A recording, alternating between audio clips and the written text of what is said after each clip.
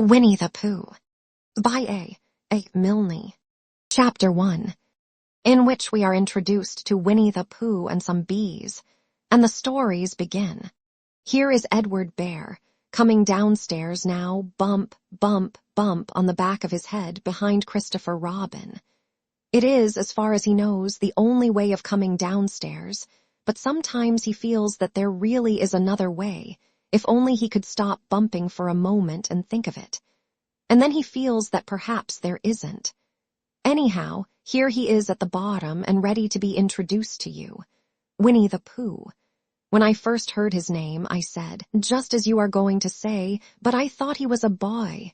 So did I, said Christopher Robin. Then you can't call him Winnie. I don't. But you said. He's Winnie the Pooh. Don't you know what there means? Ah, yes, now I do, I said quickly, and I hope you do too, because it is all the explanation you are going to get. Sometimes Winnie the Pooh likes a game of some sort when he comes downstairs, and sometimes he likes to sit quietly in front of the fire and listen to a story. This evening. What about a story? Said Christopher Robin. What about a story? I said. Could you very sweetly tell Winnie the Pooh one? I suppose I could, I said. What sort of stories does he like? About himself, because he's that sort of bear. Oh, I see. So could you very sweetly? I'll try, I said, so I tried. Once upon a time, a very long time ago now, about last Friday, Winnie the Pooh lived in a forest all by himself under the name of Sanders. What does under the name mean? Asked Christopher Robin. It means he had the name over the door in gold letters and lived under it. Winnie the Pooh wasn't quite sure, said Christopher Robin. Now I am, said a growly voice. Then I will go on, said I. One day when he was out walking, he came to an open place in the middle of the forest, and in the middle of this place was a large oak tree, and from the top of the tree there came a loud buzzing noise. Winnie the Pooh sat down at the foot of the tree, put his head between his paws, and began to think. First of all, he said to himself, that buzzing noise means something. You don't get a buzzing noise like that, just buzzing and buzzing, without its meaning something. If there's a buzzing noise, somebody's making a buzzing noise, and the only reason for making a buzzing noise that I know of is because you're a bee. Then he thought another long time and said, and the only reason for being a bee that I know of is making honey. And then he got up and said, and the only reason for making honey is so as I can eat it. So he began to climb the tree. He climbed and he climbed and he climbed, and as he climbed he sang a little song to himself. It went like this. Isn't it funny how a bear likes honey? Buzz, buzz, buzz, I wonder why he does. Then he climbed a little further, and a little further, and then just a little further. By that time he had thought of another song. It's a very funny thought that, if bears were bees, they'd build their nests at the bottom of trees. And that being so, if the bees were bears, we shouldn't have to climb up all these stairs. He was getting rather tired by this time, so that is why he sang a complaining song. He was nearly there now, and if he just stood on that branch. Crack! Oh, help! Said Pooh, as he dropped 10 feet on the branch below him. If only I hadn't, he said, as he bounced 20 feet on to the next branch. You see, what I meant to do, he explained, as he turned head over heels and crashed onto another branch 30 feet below. What I meant to do. Of course, it was rather, he admitted, as he slithered very quickly through the next 6 branches. It all comes, I suppose, he decided, as he said goodbye to the last branch, spun round 3 times and flew gracefully into a gorse bush. It all comes of liking honey so much. Oh, help. He crawled out of the gorse bush, brushed the prickles from his nose, and began to think again. And the first person he thought of was Christopher Robin. "Was that me?" said Christopher Robin in an awed voice, hardly daring to believe it. "That was you." Christopher Robin said nothing, but his eyes got larger and larger, and his face got pinker and pinker. So Winnie the Pooh went round to his friend, Christopher Robin, who lived behind a green door in another part of the forest. "Good morning, Christopher Robin," he said. "Good morning, Winnie the Pooh," said you. "I wonder if you've got such a thing as a balloon about you." "A balloon?" "Yes, I just said to myself coming along, I wonder if Christopher Robin has such a thing as a balloon about him. I just said it to myself, thinking of balloons and wondering. 'What do you want a balloon for?' you said." Winnie the Pooh looked round to see that nobody was listening, put his paw to his mouth, and said in a deep whisper, "Honey." "But you don't get honey with balloons." "I do," said Pooh. "Well, it just happened that you had been to a party the day before at the house of your friend Piglet, and you had balloons at the party. You had had a big green balloon, and one of Rabbit's relations had had a big blue one, and had left it behind, being really too young to go to a party at all. And so you had brought the green one and the blue one home with you. Which one would you like?" You asked Pooh. He put his head between his paws and thought very carefully. "It's like this," he said. "When you go after honey with a balloon, the great thing is not to let the bees know you're coming. Now, if you have a green balloon, they might think you were only part of the tree and not notice you, and if you have a blue balloon, they might think you were only part of the sky and not notice you, and the question is, which is most likely? Wouldn't they notice you underneath the balloon?" You asked. "They might or they might not," said Winnie the Pooh. "You never can tell with bees." He thought for a moment and said, "I shall try to look like a small black cloud. That will deceive them."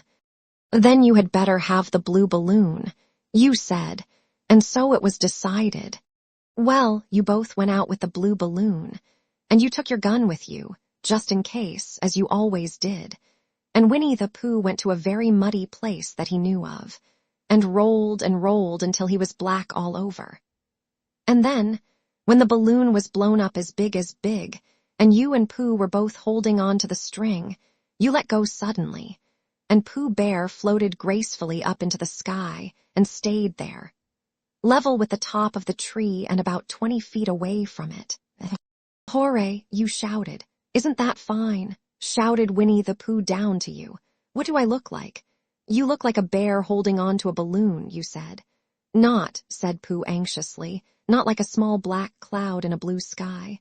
Not very much." "Ah, well, perhaps from up here it looks different, and as I say, you never can tell with bees."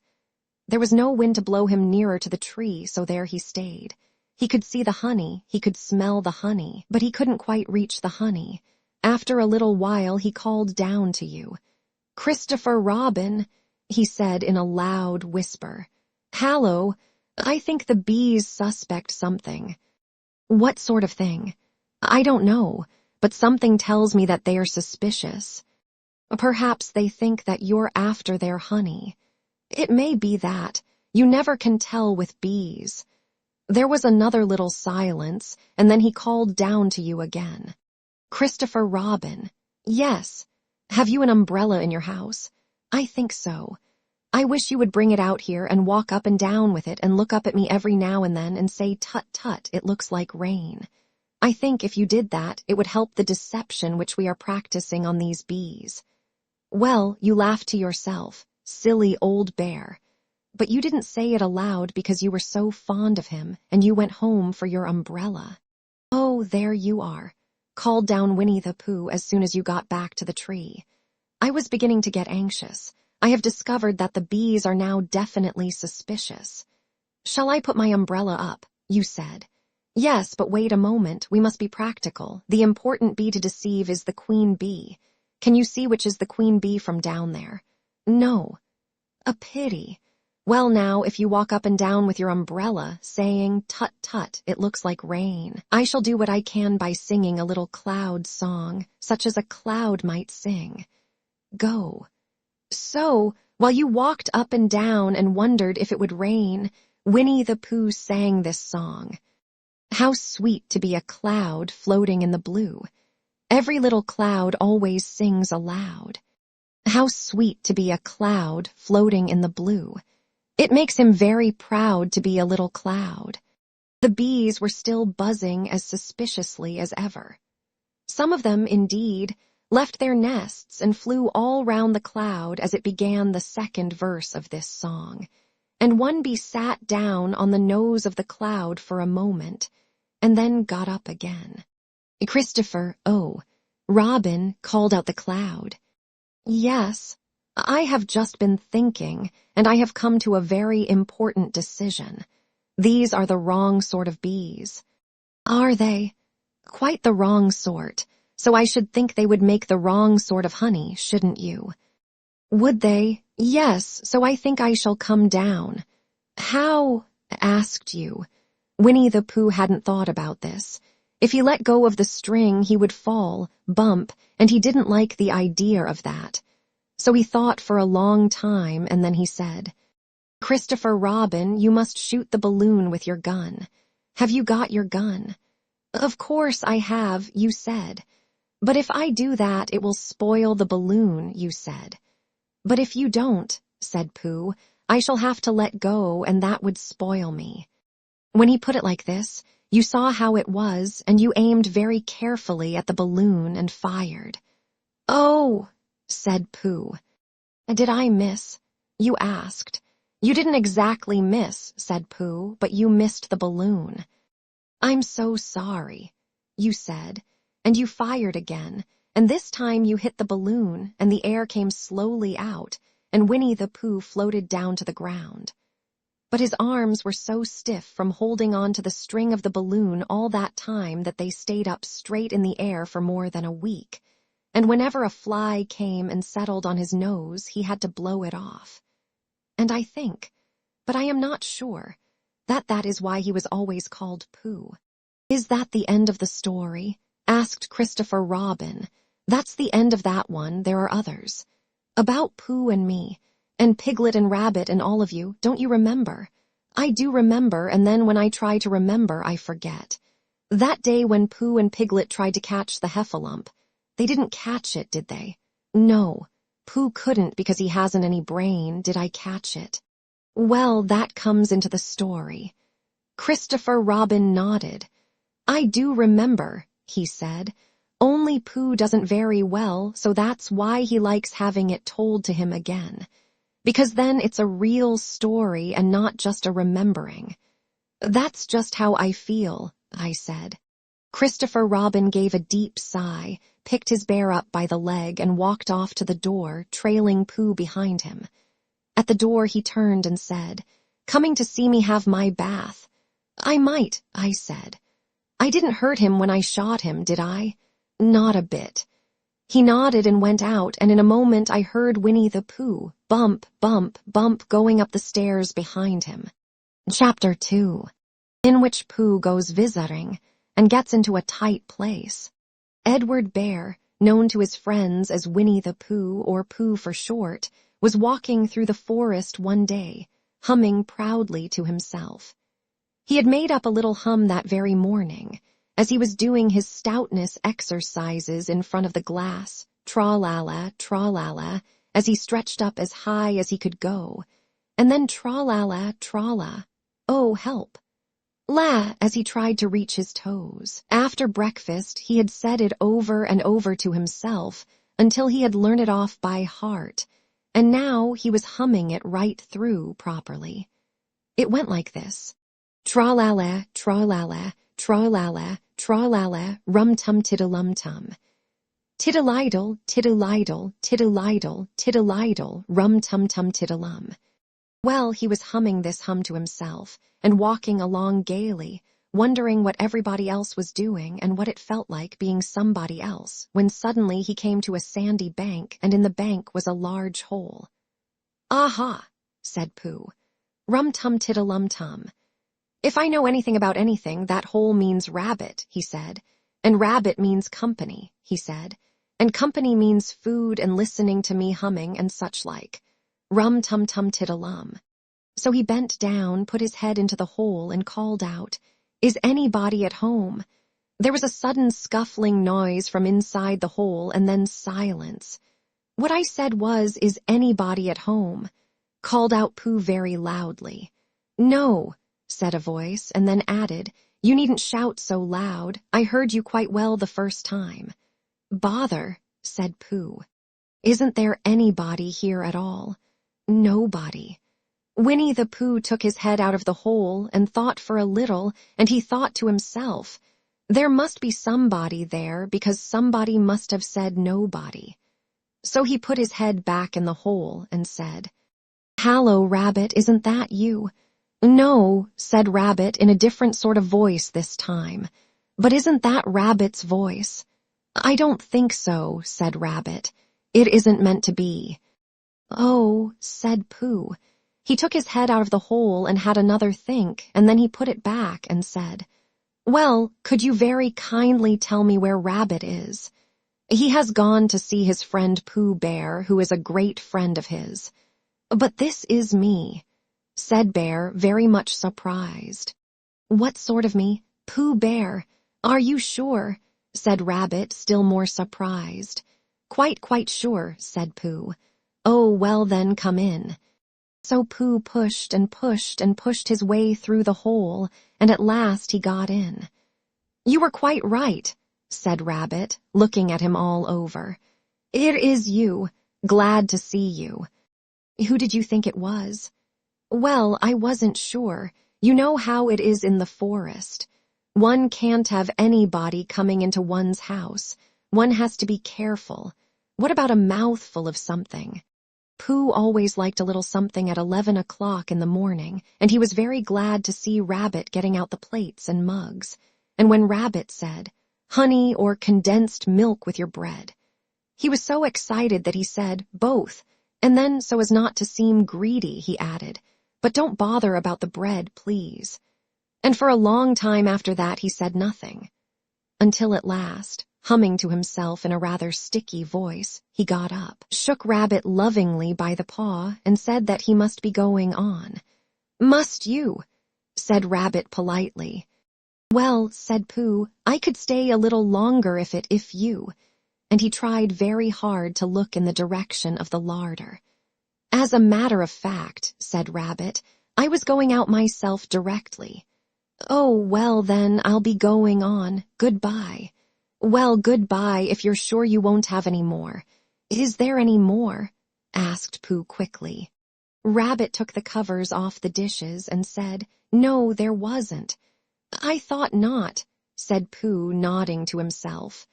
"Well, goodbye, I must be going on." So he started to climb out of the hole. He pulled with his front paws and pushed with his back paws, and in a little while his nose was out in the open again. And then his ears, and then his front paws, and then his shoulders, and then, "Oh, help," said Pooh. "I'd better go back." "Oh, bother," said Pooh. "I shall have to go on." "I can't do either," said Pooh. "Oh, help and bother." Now by this time Rabbit wanted to go for a walk too, and finding the front door full, he went out by the back door, and came round to Pooh and looked at him. "Hallo, are you stuck?" he asked. "No," said Pooh carelessly. "Just resting and thinking and humming to myself. Here, give us a paw." Pooh Bear stretched out a paw, and Rabbit pulled and pulled and pulled. "Oh," cried Pooh, "you're hurting." "The fact is," said Rabbit, "you're stuck." "It all comes," said Pooh crossly, "of not having front doors big enough." "It all comes," said Rabbit sternly, "of eating too much. I thought at the time," said Rabbit, "only I didn't like to say anything," said Rabbit. "That one of us was eating too much," said Rabbit. "And I knew it wasn't me," he said. Well, I shall go and fetch Christopher Robin." Christopher Robin lived at the other end of the forest, and when he came back with Rabbit and saw the front half of Pooh, he said, "Silly old bear," in such a loving voice that everybody felt quite hopeful again. "I was just beginning to think," said Bear, sniffing slightly, "that Rabbit might never be able to use his front door again. And I should hate that," he said. "So should I," said Rabbit. "Use his front door again," said Christopher Robin. "Of course he'll use his front door again." "Good," said Rabbit. "If we can't pull you out, Pooh, we might push you back." Rabbit scratched his whiskers thoughtfully and pointed out that when once Pooh was pushed back, he was back, and of course nobody was more glad to see Pooh than he was. Still there it was. Some lived in trees and some lived underground, and— "You mean I'd never get out?" said Pooh. "I mean," said Rabbit, "that having got so far, it seems a pity to waste it." Christopher Robin nodded. "Then there's only one thing to be done," he said. "We shall have to wait for you to get thin again." "How long does getting thin take?"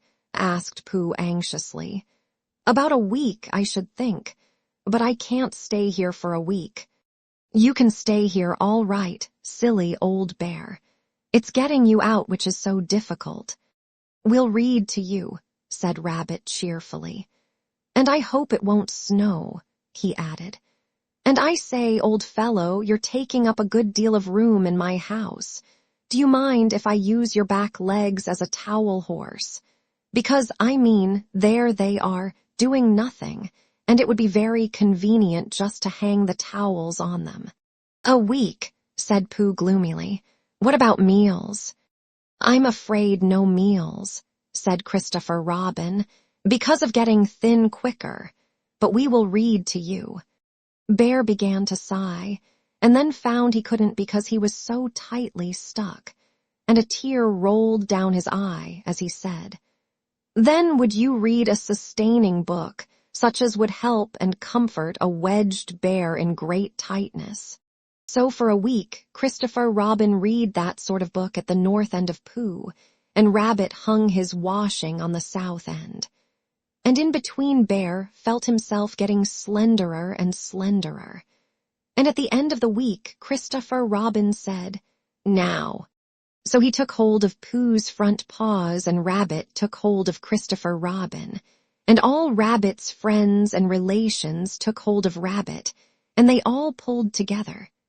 And for a long time, Pooh only said, "Oh," and "Oh," and then, all of a sudden, he said, "Pop," just as if a cork were coming out of a bottle. And Christopher Robin and Rabbit and all Rabbit's friends and relations went head over heels backwards. And on the top of them came Winnie the Pooh, free. So, with a nod of thanks to his friends, he went on with his walk through the forest, humming proudly to himself. But Christopher Robin looked after him lovingly and said to himself, "Silly old bear." Chapter 3, in which Pooh and Piglet go hunting and nearly catch a woozle. The Piglet lived in a very grand house in the middle of a beech tree, and the beech tree was in the middle of the forest, and the Piglet lived in the middle of the house. Next to his house was a piece of broken board which had "Trespassers W" on it. When Christopher Robin asked the Piglet what it meant, he said it was his grandfather's name, and had been in the family for a long time. Christopher Robin said you couldn't be called Trespassers W, and Piglet said yes, you could, because his grandfather was, and it was short for Trespassers Will, which was short for Trespassers William.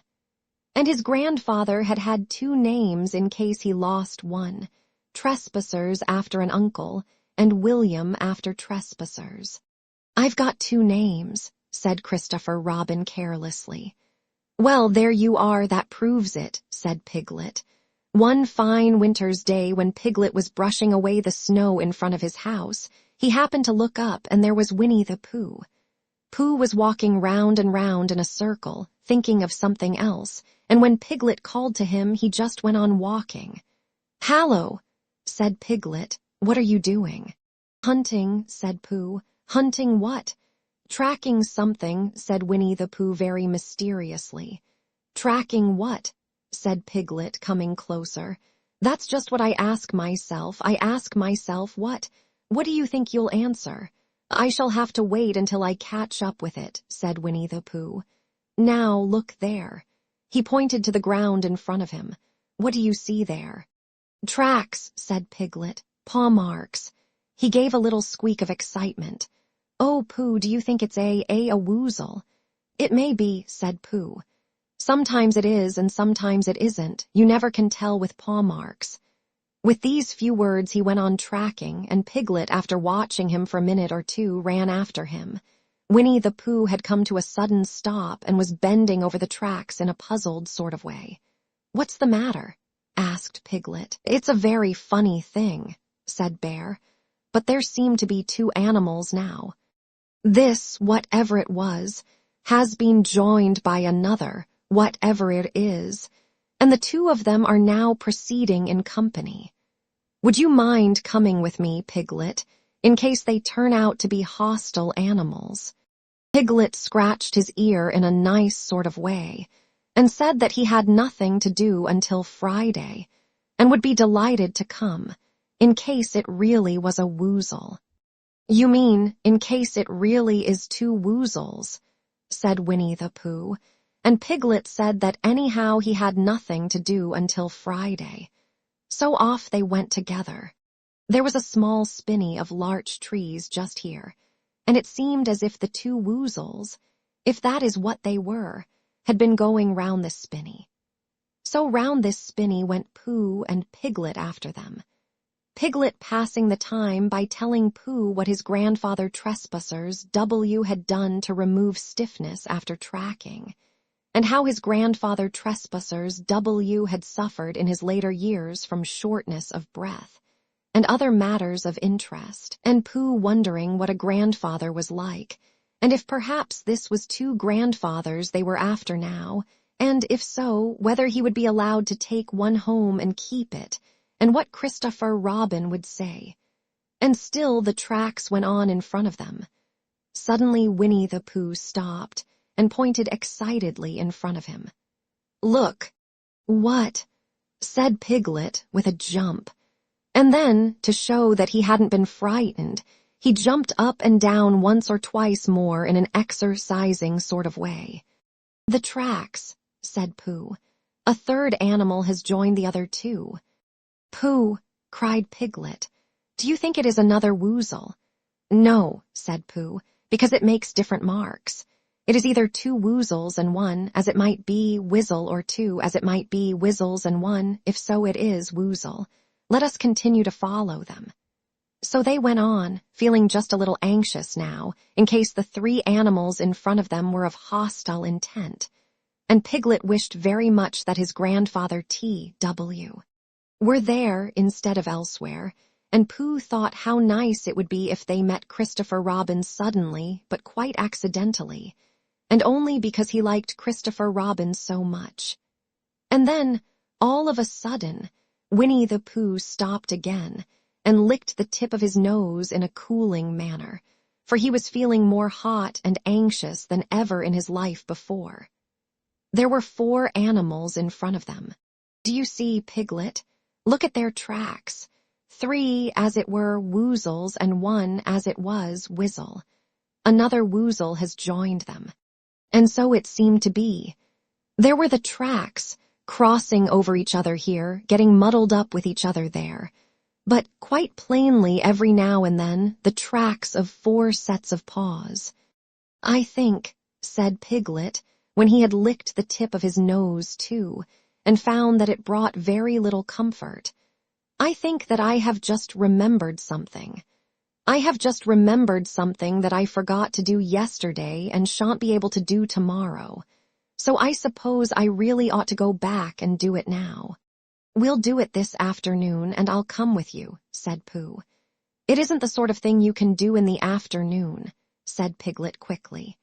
It's a very particular morning thing that has to be done in the morning, and if possible between the hours of, what would you say the time was? About 12, said Winnie the Pooh, looking at the sun.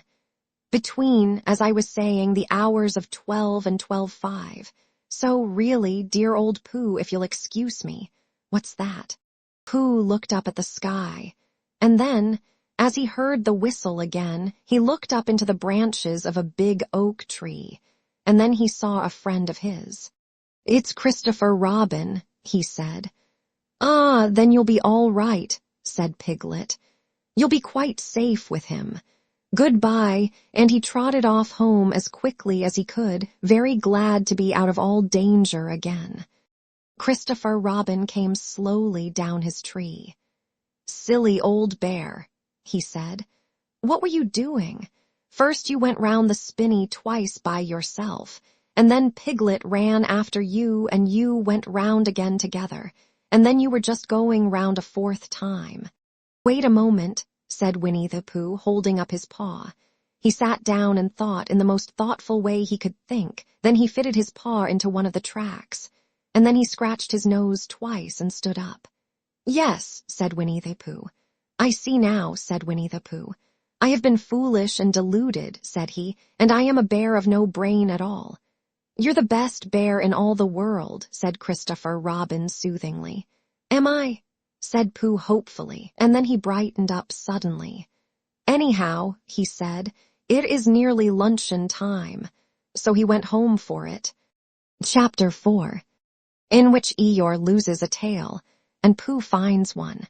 The old gray donkey, Eeyore, stood by himself in a thistly corner of the forest, his front feet well apart, his head on one side, and thought about things.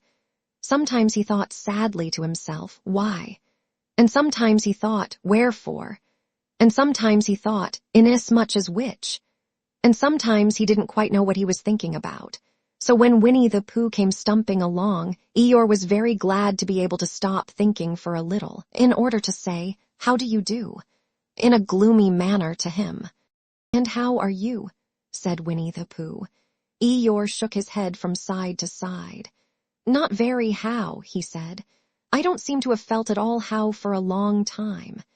"Dear, dear," said Pooh, "I'm sorry about that. Let's have a look at you." So Eeyore stood there, gazing sadly at the ground, and Winnie the Pooh walked all round him once. "Why, what's happened to your tail?" he said in surprise. "What has happened to it?" said Eeyore. "It isn't there." "Are you sure?" "Well, either a tail is there or it isn't there. You can't make a mistake about it, and yours isn't there." "Then what is?" "Nothing." "Let's have a look," said Eeyore, and he turned slowly round to the place where his tail had been a little while ago. And then, finding that he couldn't catch it up, he turned round the other way until he came back to where he was at first. And then he put his head down and looked between his front legs, and at last he said, with a long, sad sigh, "I believe you're right." "Of course I'm right," said Pooh. "That accounts for a good deal," said Eeyore gloomily. "It explains everything, and no wonder. You must have left it somewhere," said Winnie the Pooh. "Somebody must have taken it," said Eeyore. "How like them," he added, after a long silence.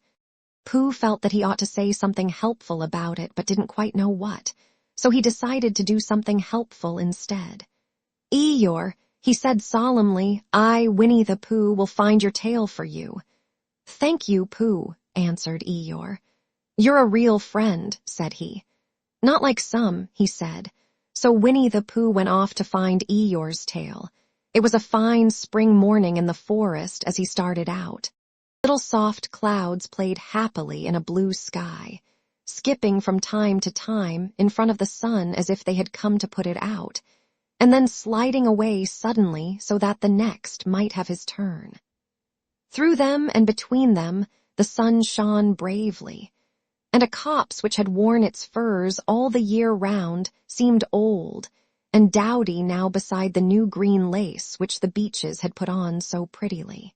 Through copse and spinney marched Bear, down open slopes of gorse and heather, over rocky beds of streams, up steep banks of sandstone into the heather again, and so at last, tired and hungry, to the 100-acre wood. For it was in the 100-acre wood that Owl lived. And if anyone knows anything about anything, said Bear to himself, "It's Owl who knows something about something," he said, "or my name's not Winnie the Pooh," he said. "Which it is," he added. So there you are. Owl lived at the Chestnuts, an old-world residence of great charm, which was grander than anybody else's, or seemed so to bear, because it had both a knocker and a bell-pull. Underneath the knocker there was a notice which said, "Please ring if an R-Sir is recurred." Underneath the bell-pull there was a notice which said, "Please see note if an R-Sr is not rekid." These notices had been written by Christopher Robin, who was the only one in the forest who could spell. For Owl, wise though he was in many ways, able to read and write and spell his own name WOL, yet somehow went all to pieces over delicate words like measles and butter-red toast. Winnie the Pooh read the two notices very carefully, first from left to right, and afterwards, in case he had missed some of it, from right to left.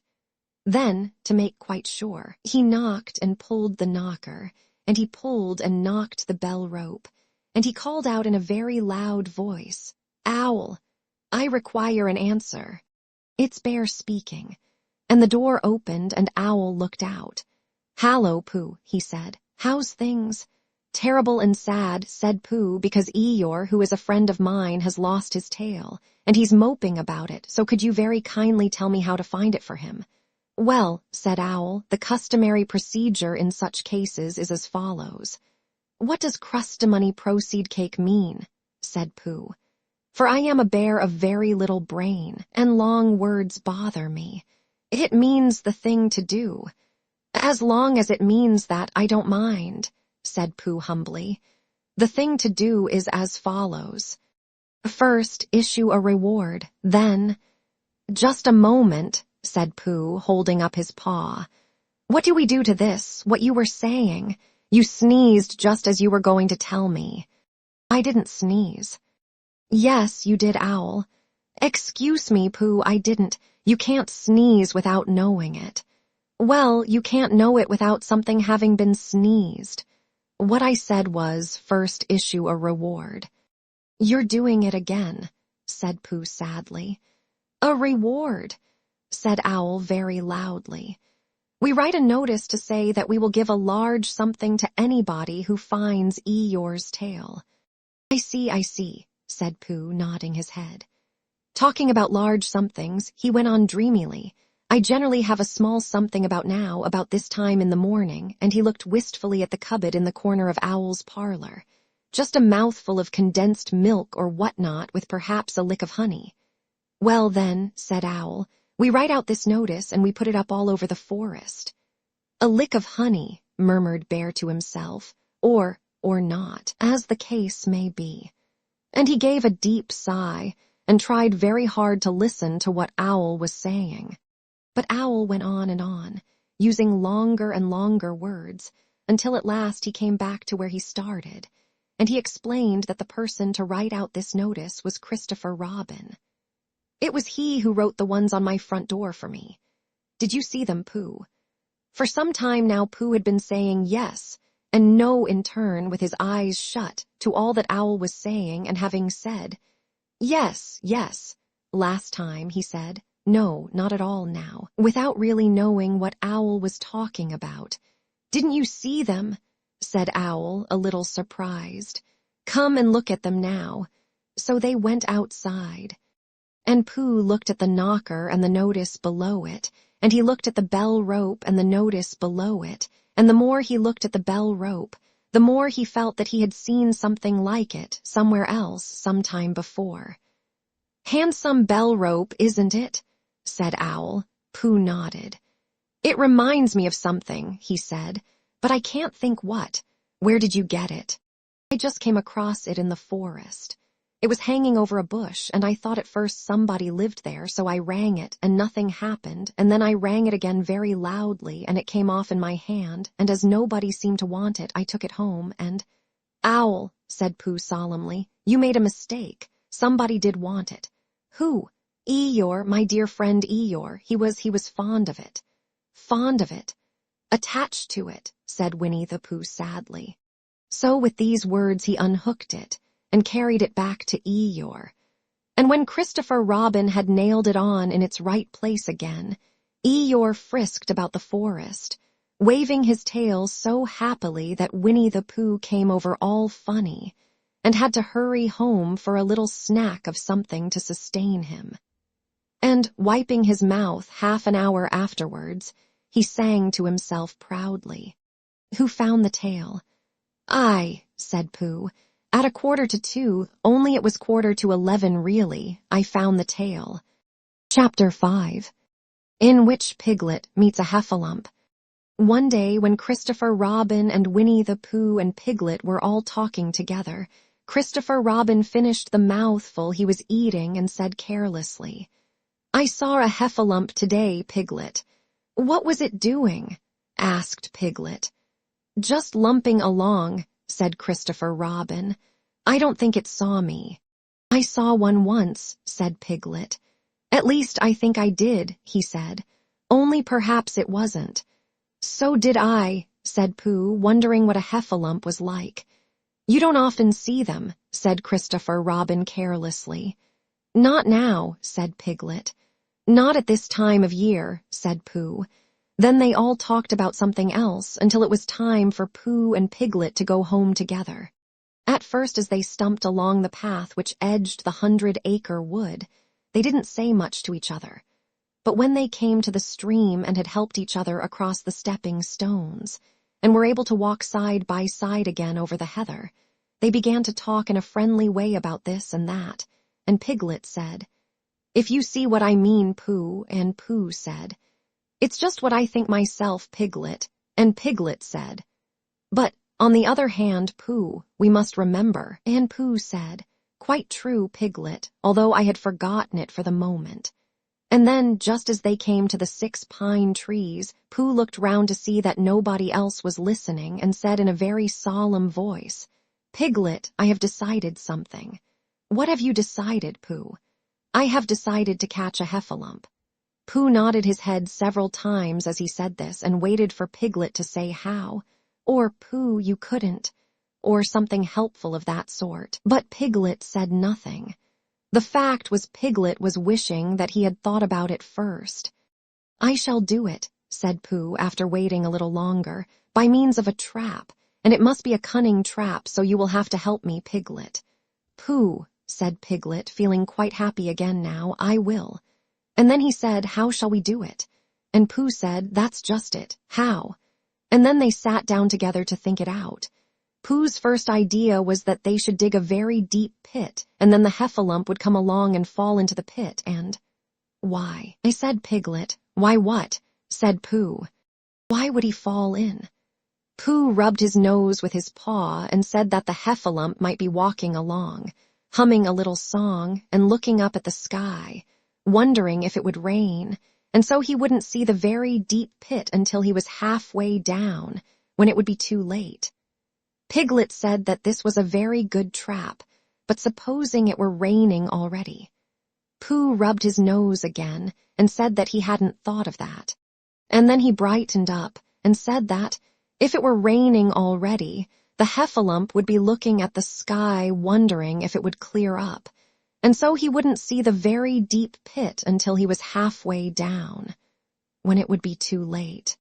Piglet said that, now that this point had been explained, he thought it was a cunning trap. Pooh was very proud when he heard this, and he felt that the heffalump was as good as caught already, but there was just one other thing which had to be thought about, and it was this. Where should they dig the very deep pit? Piglet said that the best place would be somewhere where a heffalump was, just before he fell into it, only about a foot farther on. "But then he would see us digging it," said Pooh. "Not if he was looking at the sky." "He would suspect," said Pooh, "if he happened to look down." He thought for a long time and then added sadly, "It isn't as easy as I thought. I suppose that's why heffalumps hardly ever get caught." "That must be it," said Piglet. They sighed and got up, and when they had taken a few gorse prickles out of themselves, they sat down again, and all the time Pooh was saying to himself, "If only I could think of something," for he felt sure that a very clever brain could catch a heffalump if only he knew the right way to go about it. "Suppose," he said to Piglet, "you wanted to catch me, how would you do it?" "Well," said Piglet, "I should do it like this. I should make a trap, and I should put a jar of honey in the trap, and you would smell it, and you would go in after it, and I would go in after it," said Pooh excitedly. "Only very carefully so as not to hurt myself, and I would get to the jar of honey, and I should lick round the edges first of all, pretending that there wasn't any more, you know. And then I should walk away and think about it a little, and then I should come back and start licking in the middle of the jar, and then— Yes, well, never mind about that. There you would be, and there I should catch you. Now the first thing to think of is, what do heffalumps like? I should think acorns, shouldn't you? We'll get a lot of— I say, wake up, Pooh." Pooh, who had gone into a happy dream, woke up with a start and said that honey was a much more trappy thing than haycorns. Piglet didn't think so, and they were just going to argue about it when Piglet remembered that if they put acorns in the trap, he would have to find the acorns. But if they put honey, then Pooh would have to give up some of his own honey, so he said, "All right, honey, then," just as Pooh remembered it too and was going to say, "All right, haycorns." "Honey," said Piglet to himself in a thoughtful way, as if it were now settled. "I'll dig the pit while you go and get the honey." "Very well," said Pooh, and he stumped off. As soon as he got home, he went to the larder, and he stood on a chair and took down a very large jar of honey from the top shelf.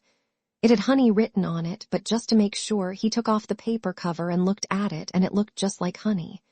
"But you never can tell," said Pooh. "I remember my uncle saying once that he had seen cheese just this color." So he put his tongue in and took a large lick. "Yes," he said, "it is, no doubt about that, and honey, I should say, right down to the bottom of the jar. Unless, of course," he said, "somebody put cheese in at the bottom just for a joke. Perhaps I had better go a little further, just in case heffalumps don't like cheese, same as me. Ah," and he gave a deep sigh. "I was right. It is honey right the way down." Having made certain of this, he took the jar back to Piglet, and Piglet looked up from the bottom of his very deep pit and said, "Got it." And Pooh said, "Yes, but it isn't quite a full jar," and he threw it down to Piglet, and Piglet said, "No, it isn't. Is that all you've got left?" And Pooh said yes, because it was.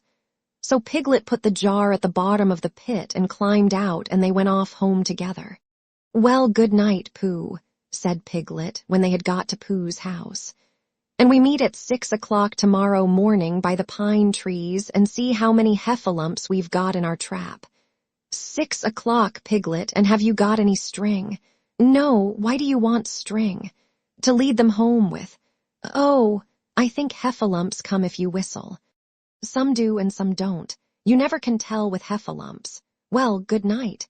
"Good night." And off Piglet trotted to his house trespassers W while Pooh made his preparations for bed. Some hours later, just as the night was beginning to steal away, Pooh woke up suddenly with a sinking feeling. He had had that sinking feeling before, and he knew what it meant. He was hungry. So he went to the larder, and he stood on a chair and reached up to the top shelf, and found nothing. "That's funny," he thought. "I know I had a jar of honey there.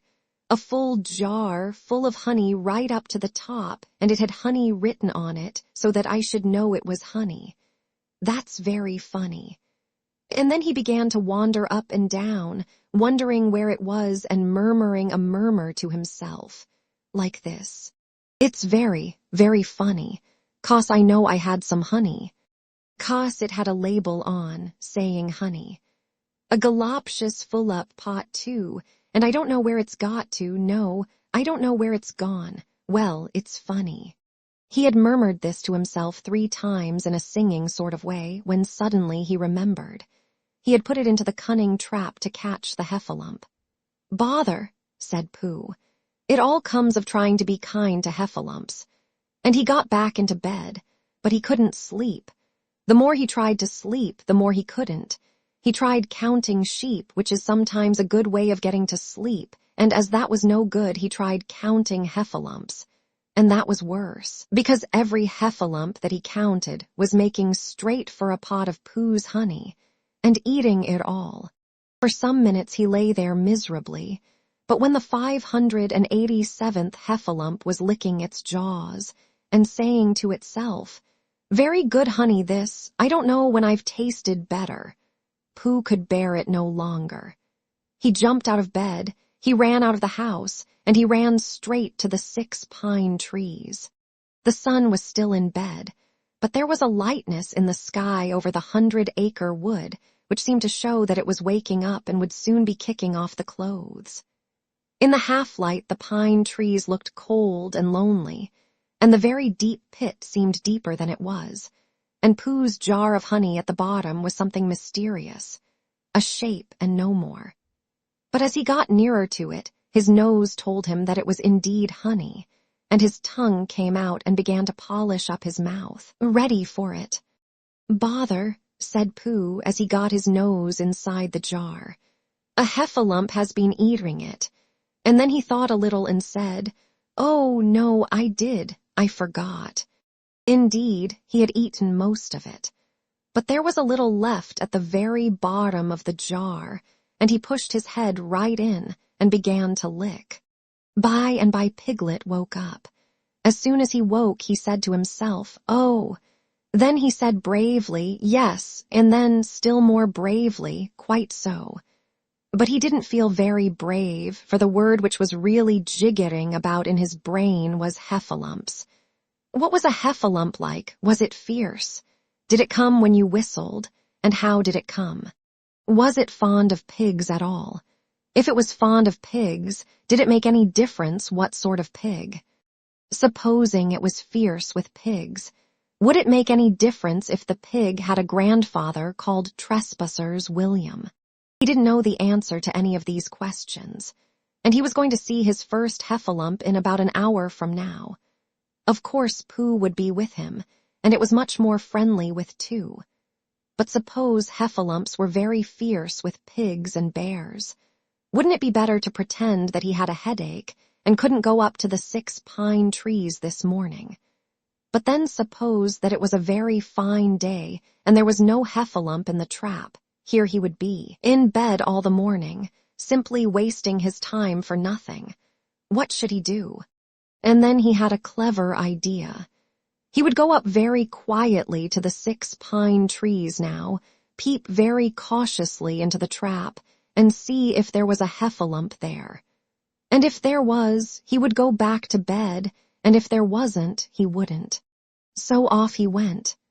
At first he thought that there wouldn't be a heffalump in the trap, and then he thought that there would, and as he got nearer he was sure that there would, because he could hear it heffalumping about it like anything. "Oh dear, oh dear, oh dear," said Piglet to himself, and he wanted to run away. But somehow, having got so near, he felt that he must just see what a heffalump was like. So he crept to the side of the trap and looked in. And all the time Winnie the Pooh had been trying to get the honey jar off his head. The more he shook it, the more tightly it stuck. "Bother," he said inside the jar, and "oh, help," and mostly "oh," and he tried bumping it against things, but as he couldn't see what he was bumping it against, it didn't help him, and he tried to climb out of the trap, but as he could see nothing but jar, and not much of that, he couldn't find his way. So at last he lifted up his head, jar and all, and made a loud, roaring noise of sadness and despair. And it was at that moment that Piglet looked down. "Help, help," cried Piglet, "a heffalump, a horrible heffalump," and he scampered off as hard as he could, still crying out, "Help, help, a horrible hoffalump, hoff, hoff, a hellable horralump, haul, haul, a hoffable hellerump." And he didn't stop crying and scampering until he got to Christopher Robin's house. "Whatever's the matter, Piglet?" said Christopher Robin, who was just getting up. "Heff," said Piglet, breathing so hard that he could hardly speak. "A heffalump." "Where?" "Up there," said Piglet, waving his paw. What did it look like? Like. It had the biggest head you ever saw, Christopher Robin. A great enormous thing like nothing. A huge big well like like an enormous big nothing, like a jar. Well, said Christopher Robin, putting on his shoes, I shall go and look at it. Come on. Piglet wasn't afraid if he had Christopher Robin with him, so off they went. I can hear it, can't you? Said Piglet anxiously as they got near. I can hear something, said Christopher Robin. It was Pooh bumping his head against a tree root he had found. There, said Piglet. Isn't it awful? And he held on tight to Christopher Robin's hand. Suddenly Christopher Robin began to laugh, and he laughed, and he laughed, and he laughed, and while he was still laughing, crash went the heffalump's head against the tree root, smash went the jar, and out came Pooh's head again. Then Piglet saw what a foolish piglet he had been, and he was so ashamed of himself that he ran straight off home and went to bed with a headache. But Christopher Robin and Pooh went home to breakfast together. "Oh, Bear," said Christopher Robin, "how I do love you." "So do I," said Pooh. Chapter 6, in which Eeyore has a birthday and gets 2 presents. Eeyore, the old gray donkey, stood by the side of the stream and looked at himself in the water. "Pathetic," he said. "That's what it is, pathetic." He turned and walked slowly down the stream for 20 yards, splashed across it, and walked slowly back on the other side. Then he looked at himself in the water again. "As I thought," he said. "No better from this side, but nobody minds, nobody cares. Pathetic, that's what it is." There was a crackling noise in the bracken behind him, and out came Pooh. "Good morning, Eeyore," said Pooh. "Good morning, Pooh Bear," said Eeyore gloomily. "If it is a good morning," he said. "Which I doubt," said he. "Why, what's the matter?" "Nothing, Pooh Bear, nothing. We can't all and some of us don't. That's all there is to it." "Can't all what?" said Pooh, rubbing his nose. "Gaiety, song and dance. Here we go round the mulberry bush." "Oh," said Pooh. He thought for a long time and then asked, "What mulberry bush is that?" "Bonhomie," went on Eeyore gloomily.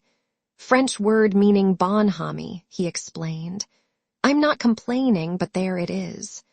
Pooh sat down on a large stone and tried to think this out. It sounded to him like a riddle, and he was never much good at riddles, being a bear of very little brain. So he sang Coddleston Pie instead.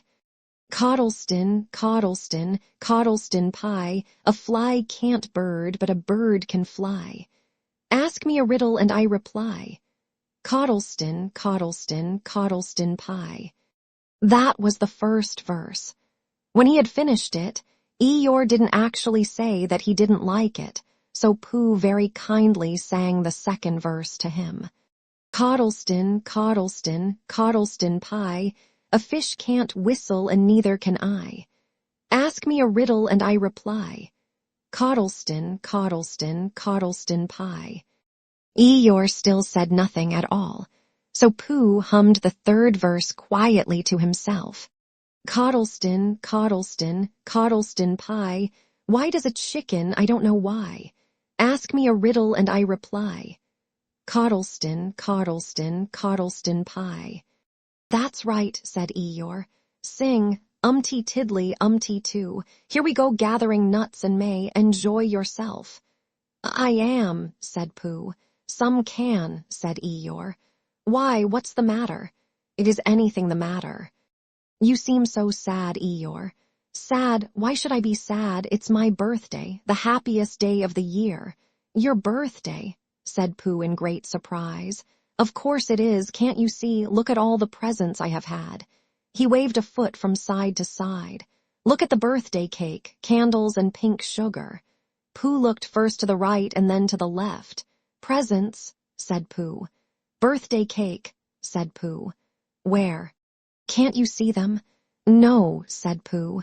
"Neither can I," said Eeyore. "Joke," he explained. "Ha ha!" Pooh scratched his head, being a little puzzled by all this. "But is it really your birthday?" he asked. "It is." "Oh, well, many happy returns of the day, Eeyore.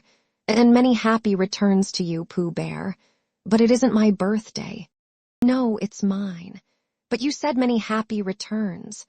"Well, why not? You don't always want to be miserable on my birthday, do you?" "Oh, I see," said Pooh. "It's bad enough," said Eeyore, almost breaking down, "being miserable myself, what with no presents and no cake and no candles and no proper notice taken of me at all, but if everybody else is going to be miserable too." This was too much for Pooh. "Stay there," he called to Eeyore, as he turned and hurried back home as quick as he could. For he felt that he must get poor Eeyore a present of some sort at once, and he could always think of a proper one afterwards. Outside his house he found Piglet jumping up and down trying to reach the knocker. "Hallo, Piglet," he said. "Hallo, Pooh," said Piglet. "What are you trying to do?" "I was trying to reach the knocker," said Piglet. "I just came round." "Let me do it for you," said Pooh kindly. So he reached up and knocked at the door.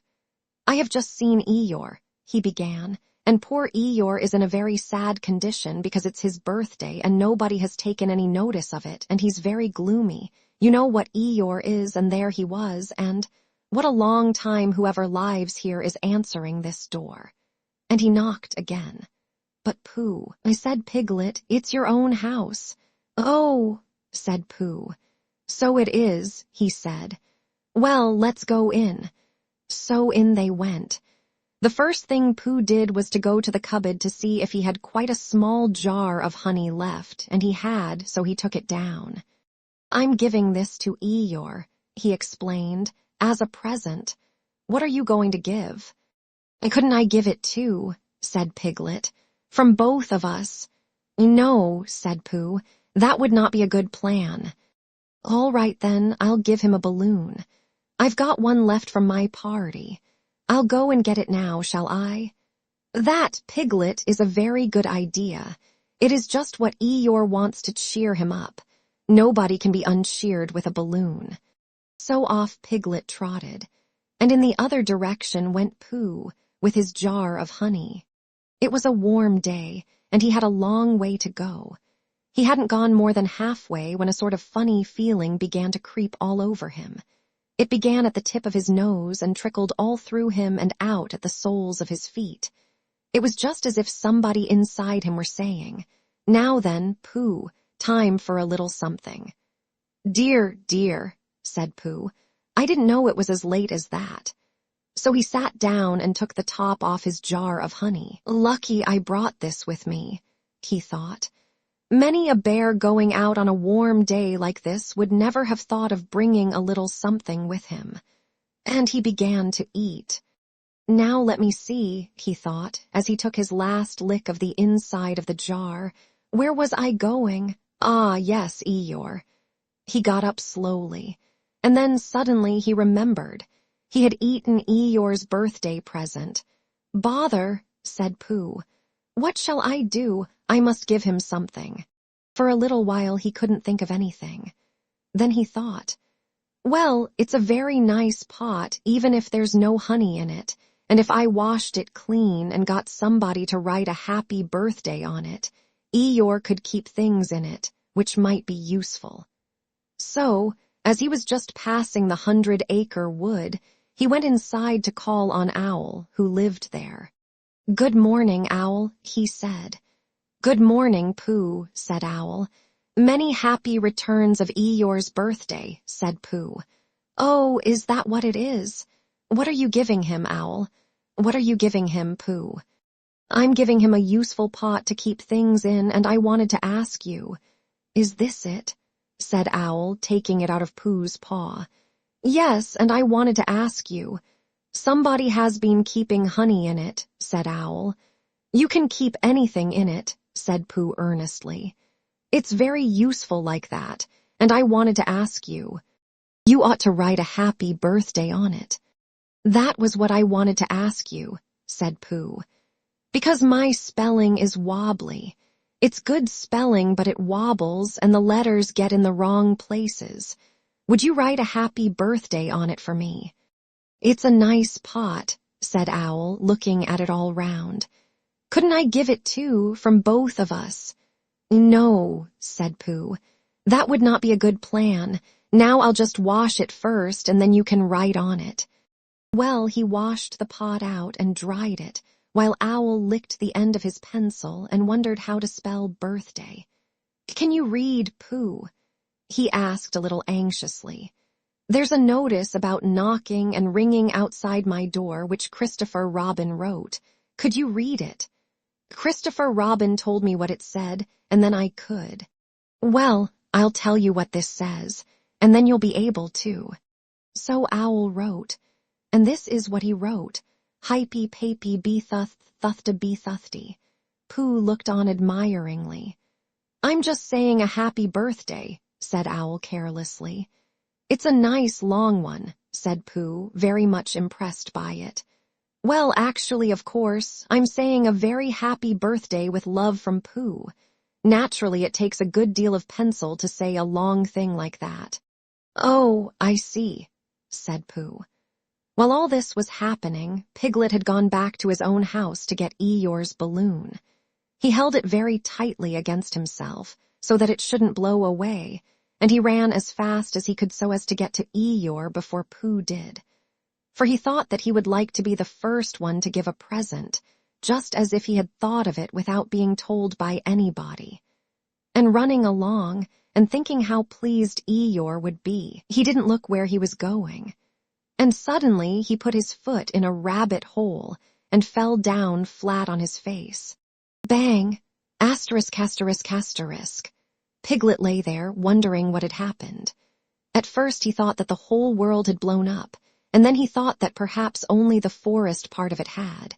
And then he thought that perhaps only he had, and he was now alone in the moon or somewhere, and would never see Christopher Robin or Pooh or Eeyore again. And then he thought, well, even if I'm in the moon, I needn't be face downwards all the time. So he got cautiously up and looked about him. He was still in the forest. Well, that's funny, he thought. I wonder what that bang was. I couldn't have made such a noise just falling down. And where's my balloon? And what's that small piece of damp rag doing? It was the balloon. Oh dear, said Piglet. Oh dear, oh dearie, dearie, dear. Well, it's too late now. I can't go back, and I haven't another balloon, and perhaps Eeyore doesn't like balloons so very much. So he trotted on, rather sadly now, and down he came to the side of the stream where Eeyore was, and called out to him. Good morning, Eeyore, shouted Piglet. Good morning, little Piglet, said Eeyore. If it is a good morning, he said. Which I doubt, said he. Not that it matters, he said. Many happy returns of the day, said Piglet, having now got closer. Eeyore stopped looking at himself in the stream and turned to stare at Piglet. Just say that again, he said. Many hap. Wait a moment. Balancing on 3 legs, he began to bring his 4th leg very cautiously up to his ear. I did this yesterday, he explained as he fell down for the 3rd time. It's quite easy. It's so as I can hear better. There, that's done it. Now then, what were you saying? He pushed his ear forward with his hoof. Many happy returns of the day, said Piglet again. Meaning me? Of course, Eeyore, my birthday. Yes, me having a real birthday. Yes, Eeyore, and I've brought you a present. Eeyore took down his right hoof from his right ear, turned round, and with great difficulty put up his left hoof. I must have that in the other ear, he said. Now then. A present, said Piglet very loudly. Meaning me again? Yes, my birthday still. Of course, Eeyore. Me going on having a real birthday. Yes, Eeyore, and I brought you a balloon. Balloon, said Eeyore. You did say balloon. One of those big colored things you blow up. Gaiety, song and dance, here we are and there we are. Yes, but I'm afraid. I'm very sorry, Eeyore, but when I was running along to bring it you, I fell down. Dear, dear, how unlucky. You ran too fast, I expect. You didn't hurt yourself, little Piglet. No, but oh, Eeyore, I burst the balloon. There was a very long silence. "My balloon," said Eeyore at last. Piglet nodded. "My birthday balloon." "Yes, Eeyore," said Piglet, sniffing a little. "Here it is, with many happy returns of the day." And he gave Eeyore the small piece of damp rag. "Is this it?" said Eeyore, a little surprised. Piglet nodded. "My present." Piglet nodded again. "The balloon." "Yes." "Thank you, Piglet," said Eeyore. "You don't mind my asking," he went on, "but what color was this balloon when it was a balloon?" "Red. I just wondered." "Red," he murmured to himself. "My favorite color. How big was it?" "About as big as me." "I just wondered." "About as big as Piglet," he said to himself sadly. "My favorite size. Well, well." Piglet felt very miserable and didn't know what to say. He was still opening his mouth to begin something, and then deciding that it wasn't any good saying that, when he heard a shout from the other side of the river, and there was Pooh. "Many happy returns of the day," called out Pooh, forgetting that he had said it already. "Thank you, Pooh, I'm having them," said Eeyore gloomily. "I've brought you a little present," said Pooh excitedly. "I've had it," said Eeyore. Pooh had now splashed across the stream to Eeyore, and Piglet was sitting a little way off, his head in his paws, snuffling to himself. "It's a useful pot," said Pooh. "Here it is, and it's got a very happy birthday with love from Pooh written on it. That's what all that writing is, and it's for putting things in." There, when Eeyore saw the pot, he became quite excited. "Why," he said, "I believe my balloon will just go into that pot." "Oh no, Eeyore," said Pooh. "Balloons are much too big to go into pots. What you do with a balloon is you hold the ballon." "Not mine," said Eeyore proudly. "Look, Piglet." And as Piglet looked sorrowfully round, Eeyore picked the balloon up with his teeth and placed it carefully in the pot, picked it out and put it on the ground, and then picked it up again and put it carefully back. "So it does," said Pooh. "It goes in." "So it does," said Piglet. "And it comes out, doesn't it?" said Eeyore. "It goes in and out like anything." "I'm very glad," said Pooh happily, "that I thought of giving you a useful pot to put things in." "I'm very glad," said Piglet happily, "that I thought of giving you something to put in a useful pot." But Eeyore wasn't listening. He was taking the balloon out and putting it back again, as happy as could be. "And didn't I give him anything?" asked Christopher Robin sadly. "Of course you did," I said. "You gave him, don't you remember, a little. I gave him a box of paints to paint things with. That was it. Why didn't I give it to him in the morning? You were so busy getting his party ready for him. He had a cake with icing on the top and 3 candles and his name in pink sugar and—" "Yes, I remember," said Christopher Robin. Chapter 7, in which Kanga and Baby Roo come to the forest, and Piglet has a bath. Nobody seemed to know where they came from, but there they were in the forest, Kanga and Baby Roo. When Pooh asked Christopher Robin, "How did they come here?" Christopher Robin said, "In the usual way, if you know what I mean, Pooh," and Pooh, who didn't, said, "Oh." Then he nodded his head twice and said, "In the usual way." "Ah." Then he went to call upon his friend Piglet to see what he thought about it. And at Piglet's house he found Rabbit, so they all talked about it together. "What I don't like about it is this," said Rabbit. "Here are we, you, Pooh, and you, Piglet, and me, and suddenly—" "And Eeyore," said Pooh. "And Eeyore, and then suddenly—" "And Owl," said Pooh. "And Owl, and then all of a sudden—" "Oh, and Eeyore," said Pooh. "I was forgetting him."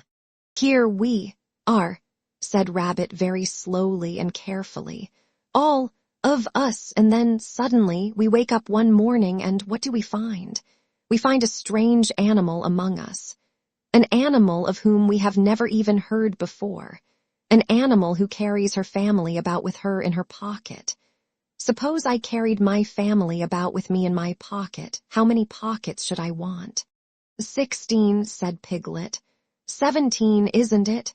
Said Rabbit. And one more for a handkerchief, that's 18. 18 pockets in one suit, I haven't time. There was a long and thoughtful silence, and then Pooh, who had been frowning very hard for some minutes, said, "I make it 15. "What?" said Rabbit. 15. 15 what? Your family. What about them? Pooh rubbed his nose and said that he thought Rabbit had been talking about his family. "Did I?" said Rabbit carelessly. "Yes, you said." "Never mind, Pooh," said Piglet impatiently. "The question is, what are we to do about Kanga?" "Oh, I see," said Pooh. "The best way," said Rabbit, "would be this. The best way would be to steal Baby Roo and hide him, and then when Kanga says, 'Where's Baby Roo?' we say, 'Aha.'" "Aha," said Pooh, practicing. "Aha, aha. Of course," he went on, "we could say aha, even if we hadn't stolen Baby Roo." "Pooh," said Rabbit kindly, "you haven't any brain." "I know," said Pooh humbly. "We say aha, so that Kanga knows that we know where Baby Roo is. Aha means we'll tell you where Baby Roo is if you promise to go away from the forest and never come back. Now don't talk while I think." Pooh went into a corner and tried saying aha, in that sort of voice. Sometimes it seemed to him that it did mean what Rabbit said, and sometimes it seemed to him that it didn't. "I suppose it's just practice," he thought. "I wonder if Kanga will have to practice too so as to understand it." "There's just one thing," said Piglet, fidgeting a bit. "I was talking to Christopher Robin, and he said that a Kanga was generally regarded as one of the fiercer animals. I am not frightened of fierce animals in the ordinary way, but it is well known that, if one of the fiercer animals is deprived of its young, it becomes as fierce as two of the fiercer animals. In which case, aha, is perhaps a foolish thing to say." "Piglet," said Rabbit, taking out a pencil and licking the end of it, "you haven't any pluck." "It is hard to be brave," said Piglet, sniffing slightly, "when you're only a very small animal." Rabbit, who had begun to write very busily, looked up and said, "It is because you are a very small animal that you will be useful in the adventure before us." Piglet was so excited at the idea of being useful that he forgot to be frightened any more, and when Rabbit went on to say that Kangas were only fierce during the winter months, being at other times of an affectionate disposition, he could hardly sit still. He was so eager to begin being useful at once. "What about me?" said Pooh sadly. "I suppose I shan't be useful." "Never mind, Pooh," said Piglet comfortingly. "Another time, perhaps." "Without Pooh," said Rabbit solemnly as he sharpened his pencil, "the adventure would be impossible." "Oh," said Piglet and tried not to look disappointed. But Pooh went into a corner of the room and said proudly to himself, "Impossible without me, that sort of bear." "Now listen, all of you," said Rabbit when he had finished writing, and Pooh and Piglet sat listening very eagerly with their mouths open. This was what Rabbit read out: "Plan to capture Baby Roo." 1. General remarks. Kanga runs faster than any of us, even me. 2. More general remarks. Kanga never takes her eye off Baby Roo, except when he's safely buttoned up in her pocket. 3. Therefore, if we are to capture Baby Roo, we must get a long start because Kanga runs faster than any of us, even me. C1. 4. A thought. If Roo had jumped out of Kanga's pocket and Piglet had jumped in, Kanga wouldn't know the difference, because Piglet is a very small animal. 5. Like Roo. 6. But Kanga would have to be looking the other way first, so as not to see Piglet jumping in. 7. C2. 8. Another thought. But if Pooh was talking to her very excitedly, she might look the other way for a moment. 9. And then I could run away with Roo. 10. Quickly. 11. And Kanga wouldn't discover the difference until afterwards. Well, Rabbit read this out proudly, and for a little while after he had read it nobody said anything. And then Piglet, who had been opening and shutting his mouth without making any noise, managed to say very huskily, "And afterwards." "How do you mean?" "When Kanga does discover the difference." Then we all say, "Aha." "All three of us?" "Yes." "Oh. Why, what's the trouble, Piglet?" "Nothing," said Piglet, "as long as we all three say it." "As long as we all three say it," said Piglet. "I don't mind," he said, "but I shouldn't care to say aha by myself. It wouldn't sound nearly so well. By the way," he said, "you are quite sure about what you said about the winter months." "The winter months?" "Yes, only being fierce in the winter months." "Oh, yes, that's all right. Well, Pooh, you see what you have to do." "No," said Pooh Bear. "Not yet," he said. "What do I do?" "Well, you just have to talk very hard to Kanga so as she doesn't notice anything." "Oh, what about?" "Anything you like." "You mean like telling her a little bit of poetry or something?" "That's it," said Rabbit.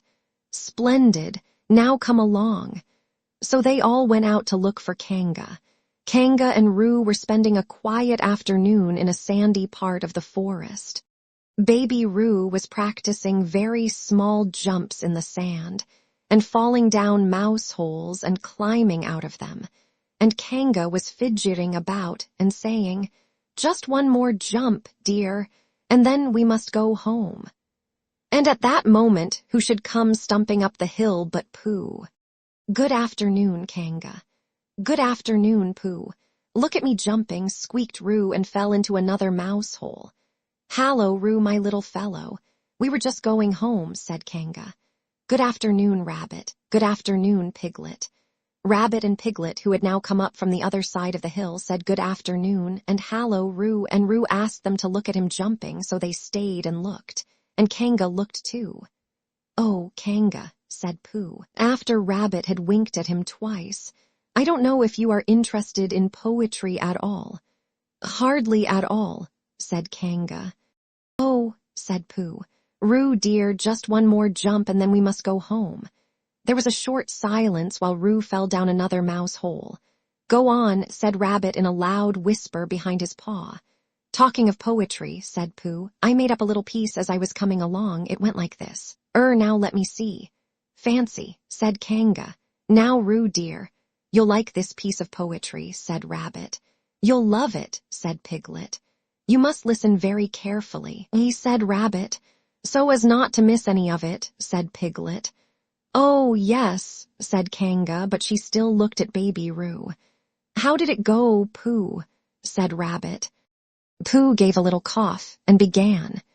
Lines written by a bear of very little brain. "On Monday, when the sun is hot, I wonder to myself a lot. Now is it true, or is it not, that what is which and which is what?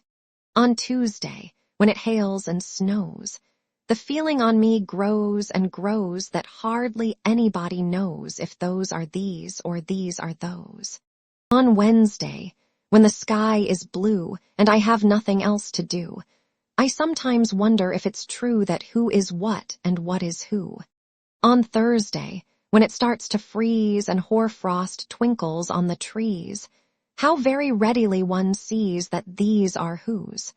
But whose are these? On Friday. Yes, it is, isn't it?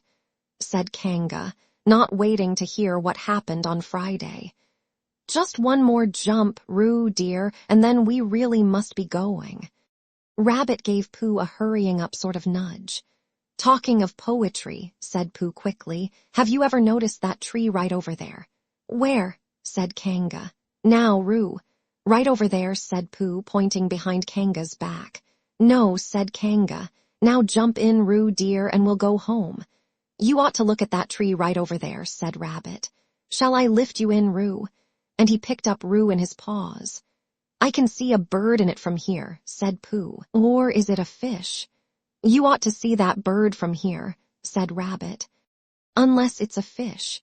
It isn't a fish, it's a bird, said Piglet. So it is, said Rabbit. Is it a starling or a blackbird? Said Pooh. That's the whole question, said Rabbit. Is it a blackbird or a starling?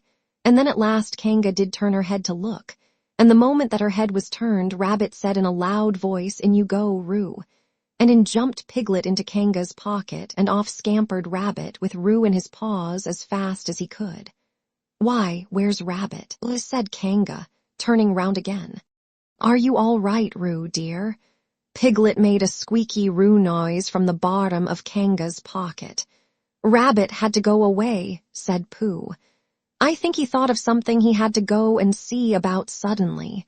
And Piglet, I think Piglet thought of something at the same time, suddenly." "Well, we must be getting home," said Kanga. "Goodbye, Pooh." And in 3 large jumps she was gone. Pooh looked after her as she went. "I wish I could jump like that," he thought. "Some can and some can't, that's how it is." But there were moments when Piglet wished that Kanga couldn't. Often, when he had had a long walk home through the forest, he had wished that he were a bird. But now he thought jerkily to himself at the bottom of Kanga's pocket, "If this is flying, I shall never really take to it." And as he went up in the air, he said, "Doo-doo-oo-oh." And as he came down, he said, "Oh." And he was saying, "Ooh-oo-oh-oh, ooh-oo-oh-oh, ooh-oo-oh-oh," all the way to Kanga's house. Of course, as soon as Kanga unbuttoned her pocket, she saw what had happened. Just for a moment, she thought she was frightened, and then she knew she wasn't, for she felt quite sure that Christopher Robin would never let any harm happen to Roo. So she said to herself, "If they are having a joke with me, I will have a joke with them." "Now then, Roo, dear," she said, as she took Piglet out of her pocket. "Bedtime." "Aha," said Piglet, as well as he could after his terrifying journey, but it wasn't a very good aha, and Kanga didn't seem to understand what it meant. "Bath first," said Kanga in a cheerful voice. "Aha," said Piglet again, looking round anxiously for the others. But the others weren't there. Rabbit was playing with baby Roo in his own house and feeling more fond of him every minute, and Pooh, who had decided to be a Kanga, was still at the sandy place on the top of the forest, practicing jumps. "I am not at all sure," said Kanga in a thoughtful voice, "that it wouldn't be a good idea to have a cold bath this evening. Would you like that, Roo, dear?" Piglet, who had never been really fond of baths, shuddered a long, indignant shudder, and said in as brave a voice as he could, "Kanga, I see that the time has come to speak plainly." "Funny little Roo," said Kanga as she got the bath water ready. "I am not Roo," said Piglet loudly. "I am Piglet." "Yes, dear, yes," said Kanga soothingly. And imitating Piglet's voice too, so clever of him, she went on as she took a large bar of yellow soap out of the cupboard. "What will he be doing next?" "Can't you see?" shouted Piglet. "Haven't you got eyes? Look at me." "I am looking, Roo, dear," said Kanga rather severely. "And you know what I told you yesterday about making faces. If you go on making faces like Piglet's, you will grow up to look like Piglet, and then think how sorry you will be. Now then, into the bath, and don't let me have to speak to you about it again." Before he knew where he was, Piglet was in the bath, and Kanga was scrubbing him firmly with a large, lathery flannel. "Oh," cried Piglet, "let me out, I'm Piglet." "Don't open the mouth, dear, or the soap goes in," said Kanga. "There, what did I tell you?" You did it on purpose," spluttered Piglet as soon as he could speak again, and then accidentally had another mouthful of lathery flannel.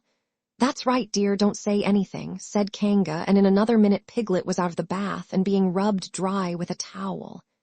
"Now," said Kanga, "there's your medicine, and then bed." What medicine?" said Piglet. "To make you grow big and strong, dear. You don't want to grow up small and weak like Piglet, do you? Well, then—" At that moment there was a knock at the door. "Come in," said Kanga, and in came Christopher Robin. "Christopher Robin, Christopher Robin," cried Piglet. "Tell Kanga who I am. She keeps saying I'm Roo. I'm not Roo, am I?" Christopher Robin looked at him very carefully and shook his head. "You can't be Roo," he said, "because I've just seen Roo playing in Rabbit's house." "Well," said Kanga, fancy my making a mistake like that." "There you are," said Piglet. "I told you so, I'm Piglet." Christopher Robin shook his head again. "Oh, you're not Piglet," he said. "I know Piglet well, and he's quite a different color."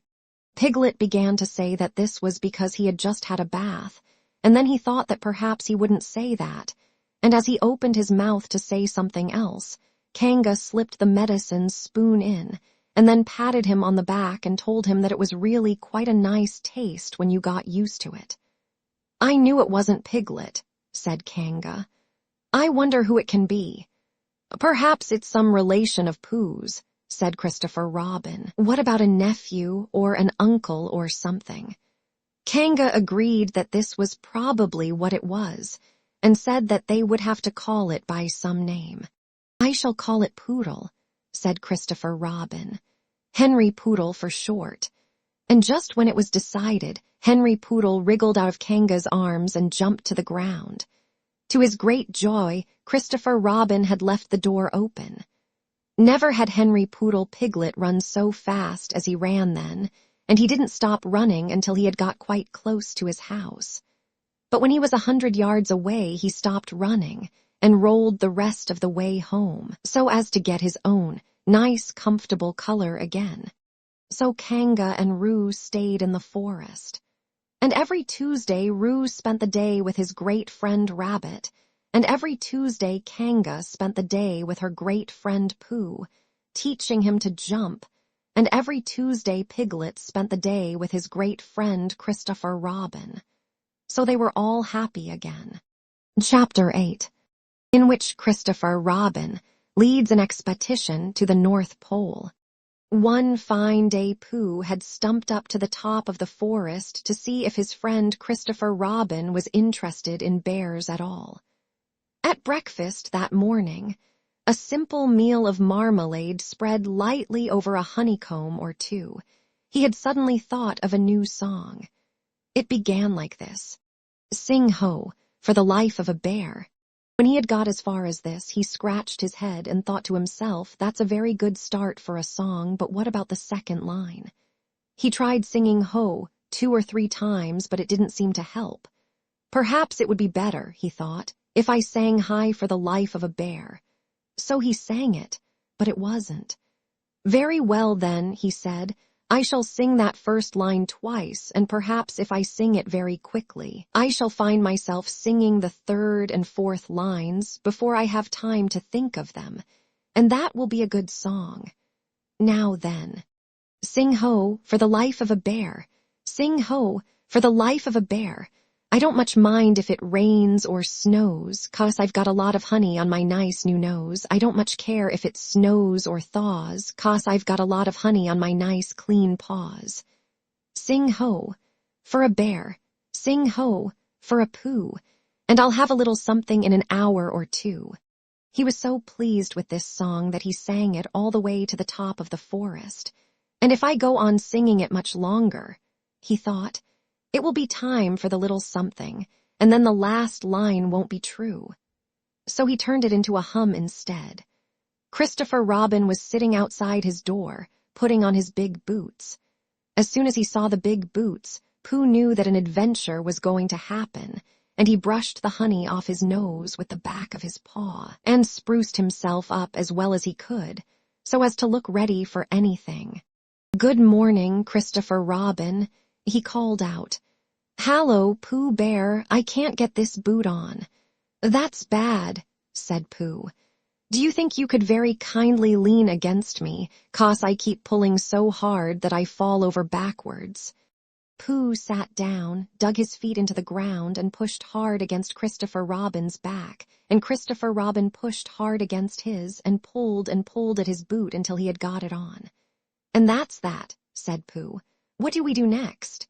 "We are all going on an expedition," said Christopher Robin as he got up and brushed himself. "Thank you, Pooh." "Going on an expedition," said Pooh eagerly. "I don't think I've ever been on one of those. Where are we going to on this expedition?" Expedition, silly old bear, it's got an X in it. Oh, said Pooh, I know, but he didn't really. We're going to discover the North Pole. Oh, said Pooh again. What is the North Pole? He asked. It's just a thing you discover, said Christopher Robin carelessly, not being quite sure himself. Oh, I see, said Pooh.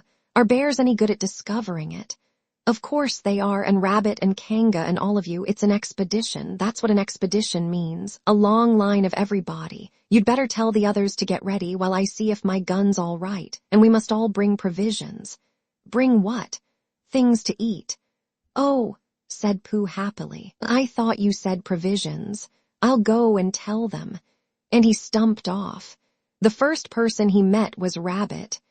Hallo, Rabbit, he said, is that you? Let's pretend it isn't, said Rabbit, and see what happens. I've got a message for you. I'll give it to him. We're all going on an expedition with Christopher Robin. What is it when we're on it? A sort of boat, I think, said Pooh. Oh, that sort. Yes, and we're going to discover a pole or something, or was it a mole? Anyhow, we're going to discover it. We are we? Said Rabbit. Yes, and we've got to bring things to eat with us, in case we want to eat them. Now I'm going down to Piglet's. Tell Kanga, will you? He left Rabbit and hurried down to Piglet's house. The piglet was sitting on the ground at the door of his house, blowing happily at a dandelion, and wondering whether it would be this year, next year, sometime or never. He had just discovered that it would be never, and was trying to remember what it was, and hoping it wasn't anything nice, when Pooh came up. Oh, Piglet, said Pooh excitedly, we're going on an expedition, all of us with things to eat, to discover something. To discover what? Said Piglet anxiously. Oh, just something. Nothing fierce. Christopher Robin didn't say anything about fierce, he just said it had an X. It isn't their necks I mind, said Piglet earnestly. It's their teeth. But if Christopher Robin is coming, I don't mind anything. In a little while they were all ready at the top of the forest, and the expedition started. First came Christopher Robin and Rabbit, then Piglet and Pooh, then Kanga with Roo in her pocket, and Owl, then Eeyore, and at the end, in a long line, all Rabbit's friends and relations. I didn't ask them, explained Rabbit carelessly. They just came, they always do. They can march at the end after Eeyore. What I say, said Eeyore, is that it's unsettling. I didn't want to come on this expo, what Pooh said. I only came to oblige. But here I am, and if I am the end of the expo, what we're talking about, then let me be the end. But if every time I want to sit down for a little rest, I have to brush away half a dozen of Rabbit's smaller friends and relations first, then this isn't an expo. Whatever it is, at all, it's simply a confused noise. That's what I say. I see what Eeyore means, said Owl. If you ask me. I'm not asking anybody, said Eeyore. I'm just telling everybody. We can look for the North Pole, or we can play here we go gathering nuts and May with the end part of an ant's nest. It's all the same to me. There was a shout from the top of the line. Come on, called Christopher Robin. Come on, called Pooh and Piglet. Come on, called Owl. We're starting, said Rabbit. I must go. And he hurried off to the front of the expedition with Christopher Robin. All right, said Eeyore. We're going. Only don't blame me.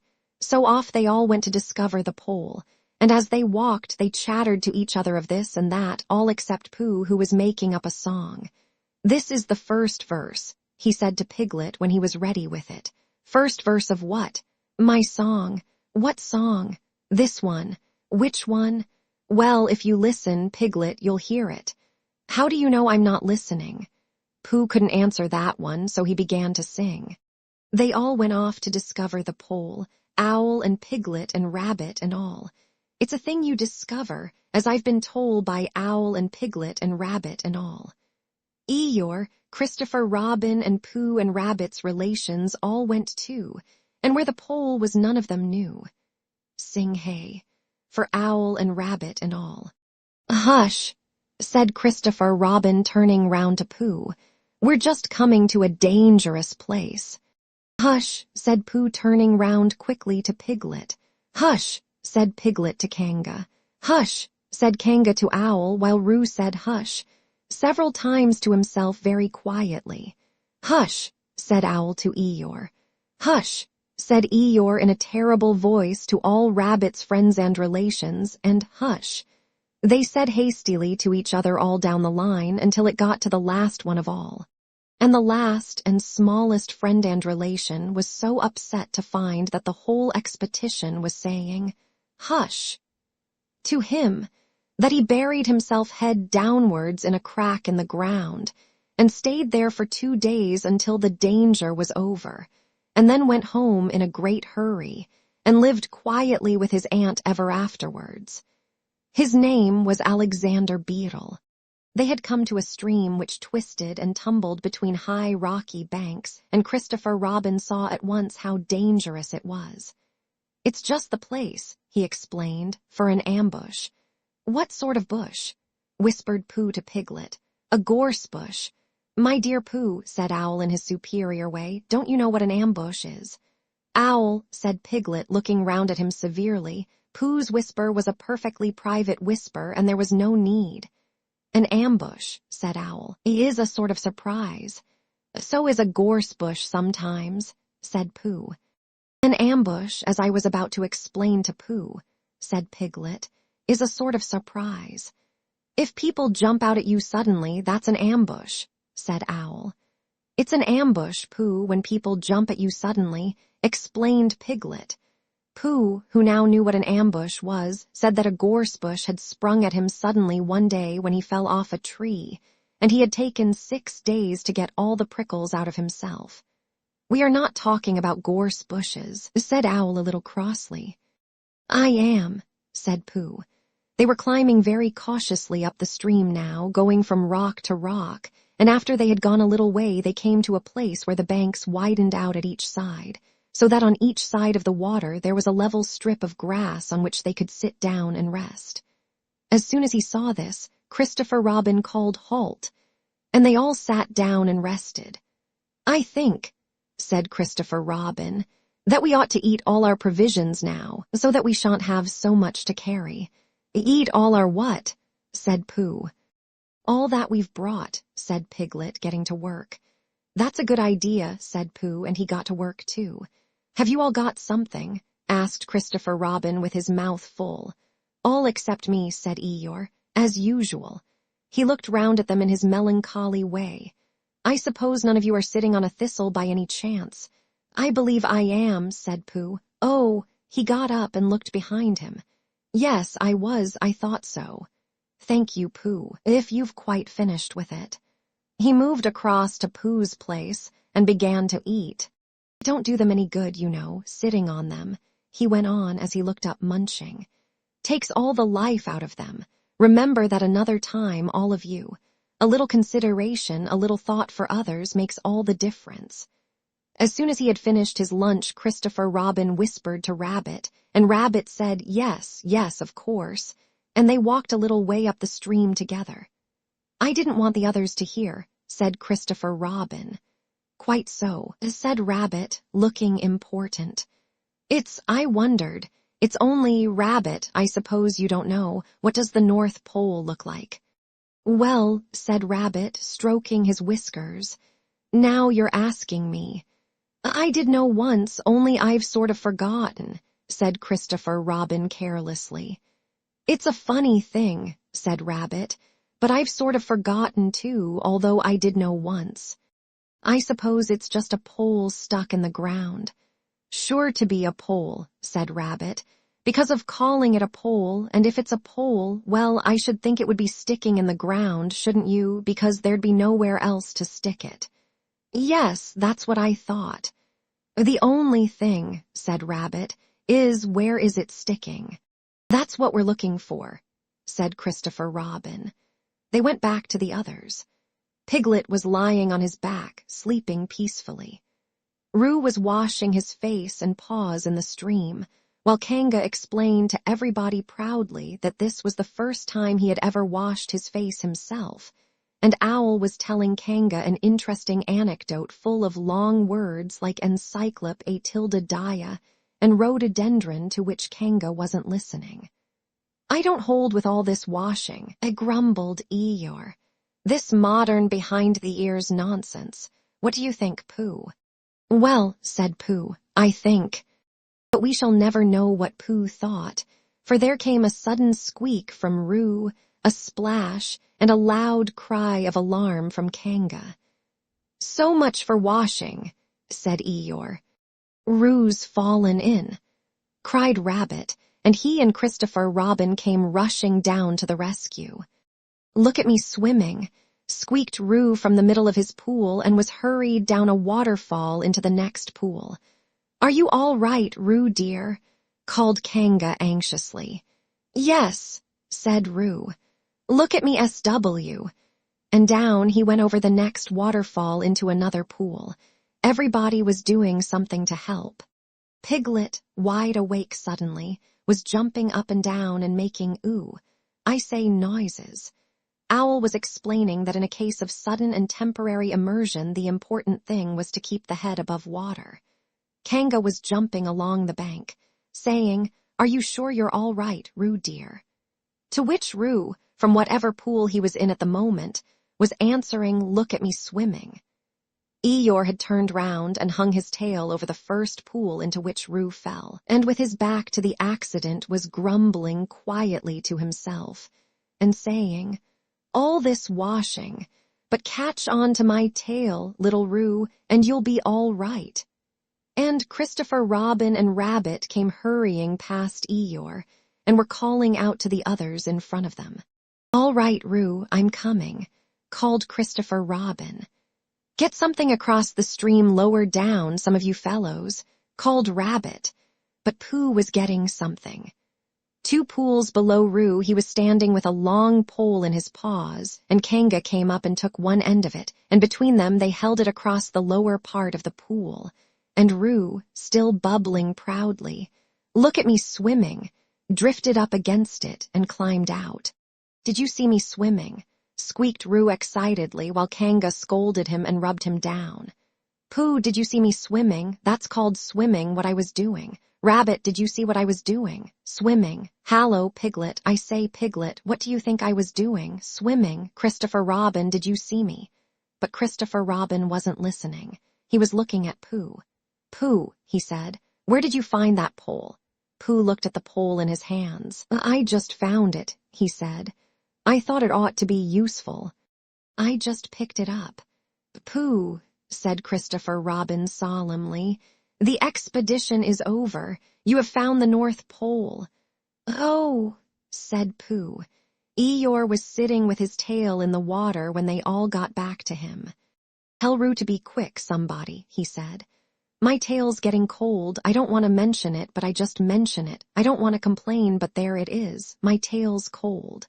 "Here I am," squeaked Roo. "Oh, there you are. Did you see me swimming?" Eeyore took his tail out of the water and swished it from side to side.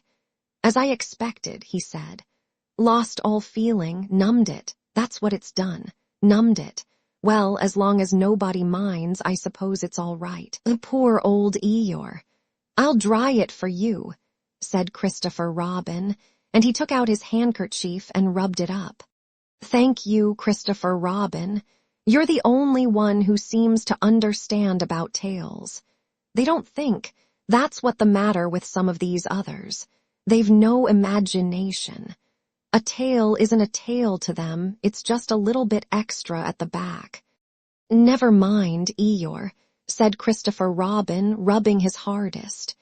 "Is that better?" "It's feeling more like a tail, perhaps. It belongs again, if you know what I mean." "Hullo, Eeyore," said Pooh, coming up to them with his pole.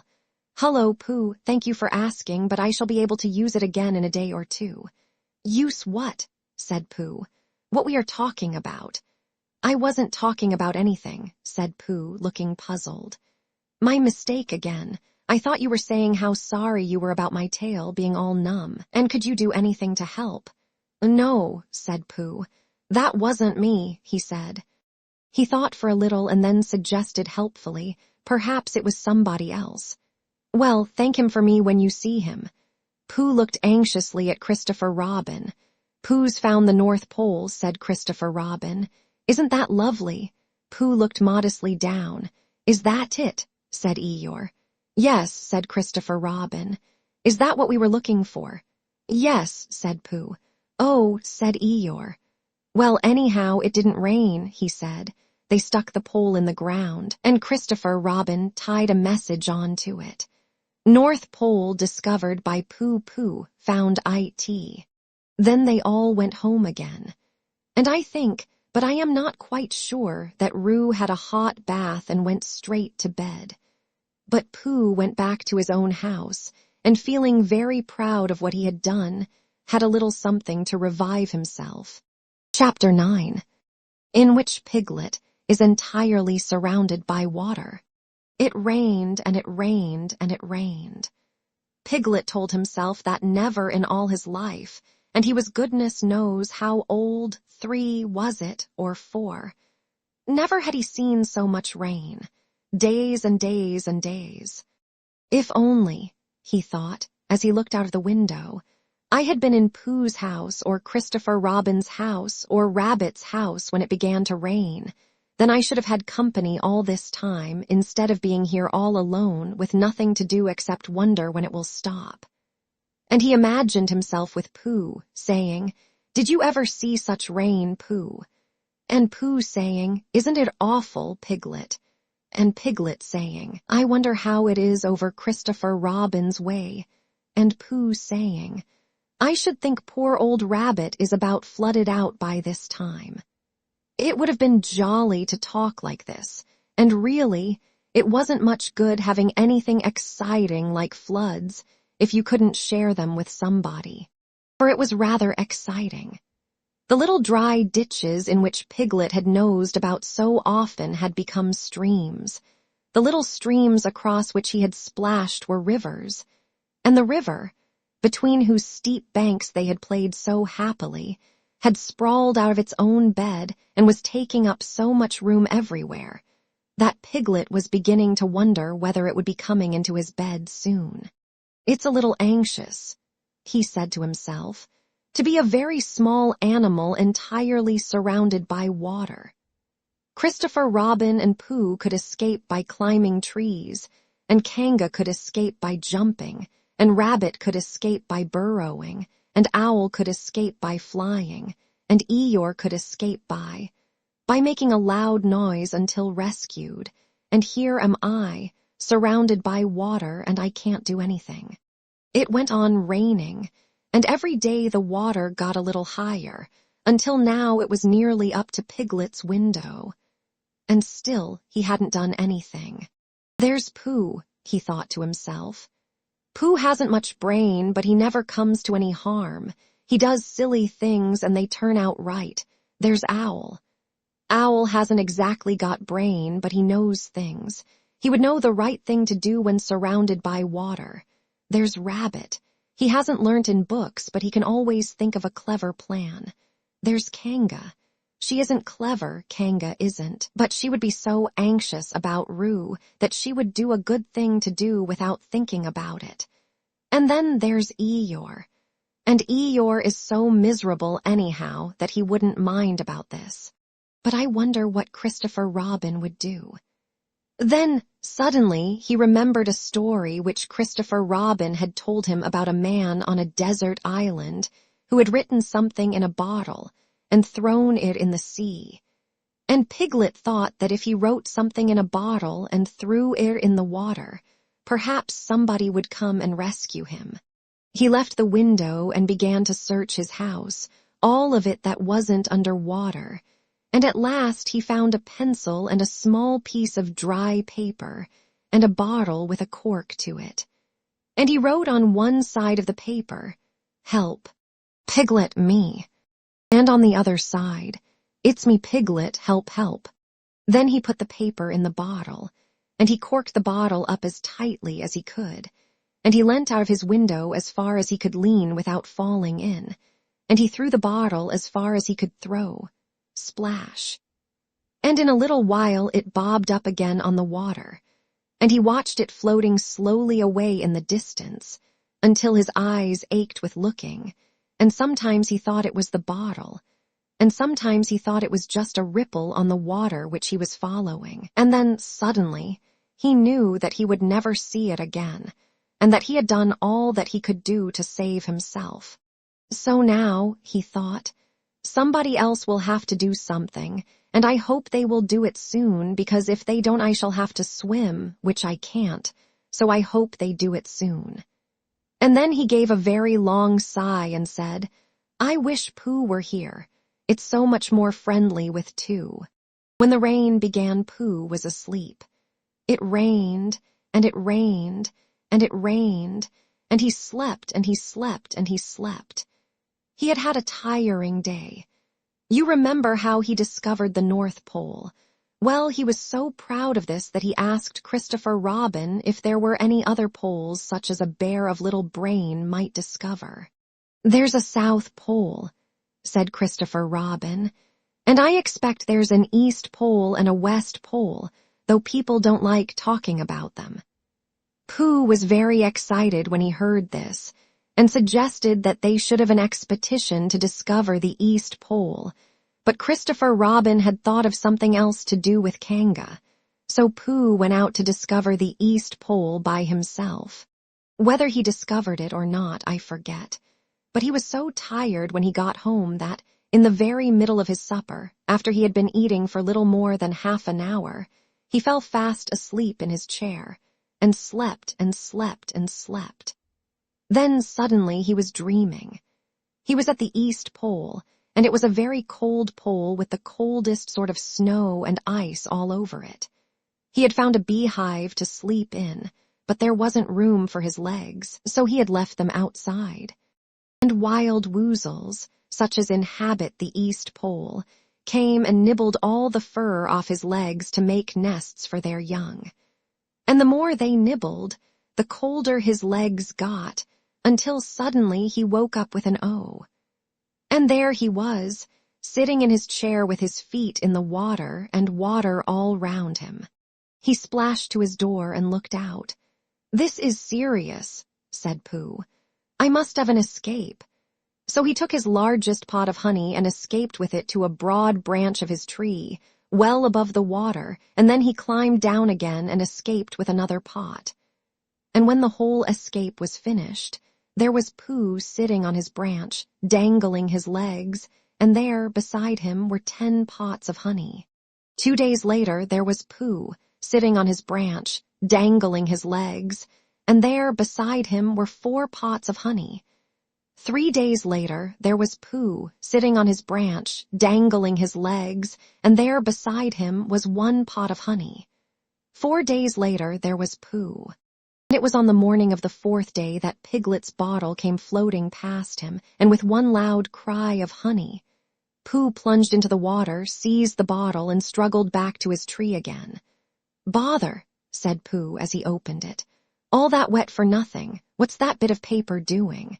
He took it out and looked at it. It's a message, he said to himself, that's what it is. And that letter is a P, and so is that, and so is that, and P means Pooh. So it's a very important message to me, and I can't read it. I must find Christopher Robin or Owl or Piglet, one of those clever readers who can read things, and they will tell me what this message means. Only I can't swim. Bother. Then he had an idea, and I think that for a bear of very little brain it was a good idea. He said to himself, if a bottle can float, then a jar can float, and if a jar floats, I can sit on the top of it if it's a very big jar. So he took his biggest jar and corked it up. All boats have to have a name, he said, so I shall call mine the Floating Bear. And with these words he dropped his boat into the water and jumped in after it. For a little while Pooh and the Floating Bear were uncertain as to which of them was meant to be on the top. But after trying 1 or 2 different positions, they settled down with the Floating Bear underneath, and Pooh triumphantly astride it, paddling vigorously with his feet. Christopher Robin lived at the very top of the forest. It rained, and it rained, and it rained, but the water couldn't come up to his house. It was rather jolly to look down into the valleys and see the water all round him, but it rained so hard that he stayed indoors most of the time and thought about things. Every morning he went out with his umbrella and put a stick in the place where the water came up to, and every next morning he went out and couldn't see his stick any more, so he put another stick in the place where the water came up to, and then he walked home again, and each morning he had a shorter way to walk than he had had the morning before. On the morning of the 5th day, he saw the water all round him, and knew that for the first time in his life, he was on a real island, which was very exciting. It was on this morning that Owl came flying over the water to say, "How do you do?" to his friend Christopher Robin. "I say, Owl," said Christopher Robin, "isn't this fun? I'm on an island." "The atmospheric conditions have been very unfavorable lately," said Owl. "The what?" "It has been raining," explained Owl. "Yes," said Christopher Robin, "it has. The flood level has reached an unprecedented height." "The who?" "There's a lot of water about," explained Owl. "Yes," said Christopher Robin, "there is. However, the prospects are rapidly becoming more favorable. At any moment." "Have you seen Pooh?" "No, at any moment." "I hope he's all right," said Christopher Robin. "I've been wondering about him. I expect piglets with him. Do you think they're all right, Owl?" "I expect so, you see, at any moment." "Do go and see, Owl, because Pooh hasn't got very much brain and he might do something silly, and I do love him so, Owl. Do you see, Owl?" "That's all right," said Owl. "I'll go. Back directly." And he flew off. In a little while he was back again. "Pooh isn't there," he said. "Not there. Has been there. He's been sitting on a branch of his tree outside his house with 9 pots of honey, but he isn't there now." "So, Pooh," cried Christopher Robin, "where are you?" "Here I am," said a growly voice behind him. "Pooh!" They rushed into each other's arms. "How did you get here, Pooh?" asked Christopher Robin when he was ready to talk again. "On my boat," said Pooh proudly. "I had a very important message sent me in a bottle, and owing to having got some water in my eyes, I couldn't read it, so I brought it to you. On my boat." With these proud words he gave Christopher Robin the message. "But it's from Piglet," cried Christopher Robin when he had read it. "Isn't there anything about Pooh in it?" asked Bear, looking over his shoulder.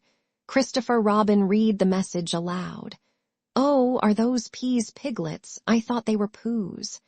"We must rescue him at once. I thought he was with you, Pooh. Owl, could you rescue him on your back?" "I don't think so," said Owl, after grave thought. "It is doubtful if the necessary dorsal muscles. Then would you fly to him at once and say that rescue is coming? And Pooh and I will think of a rescue and come as quick as ever we can.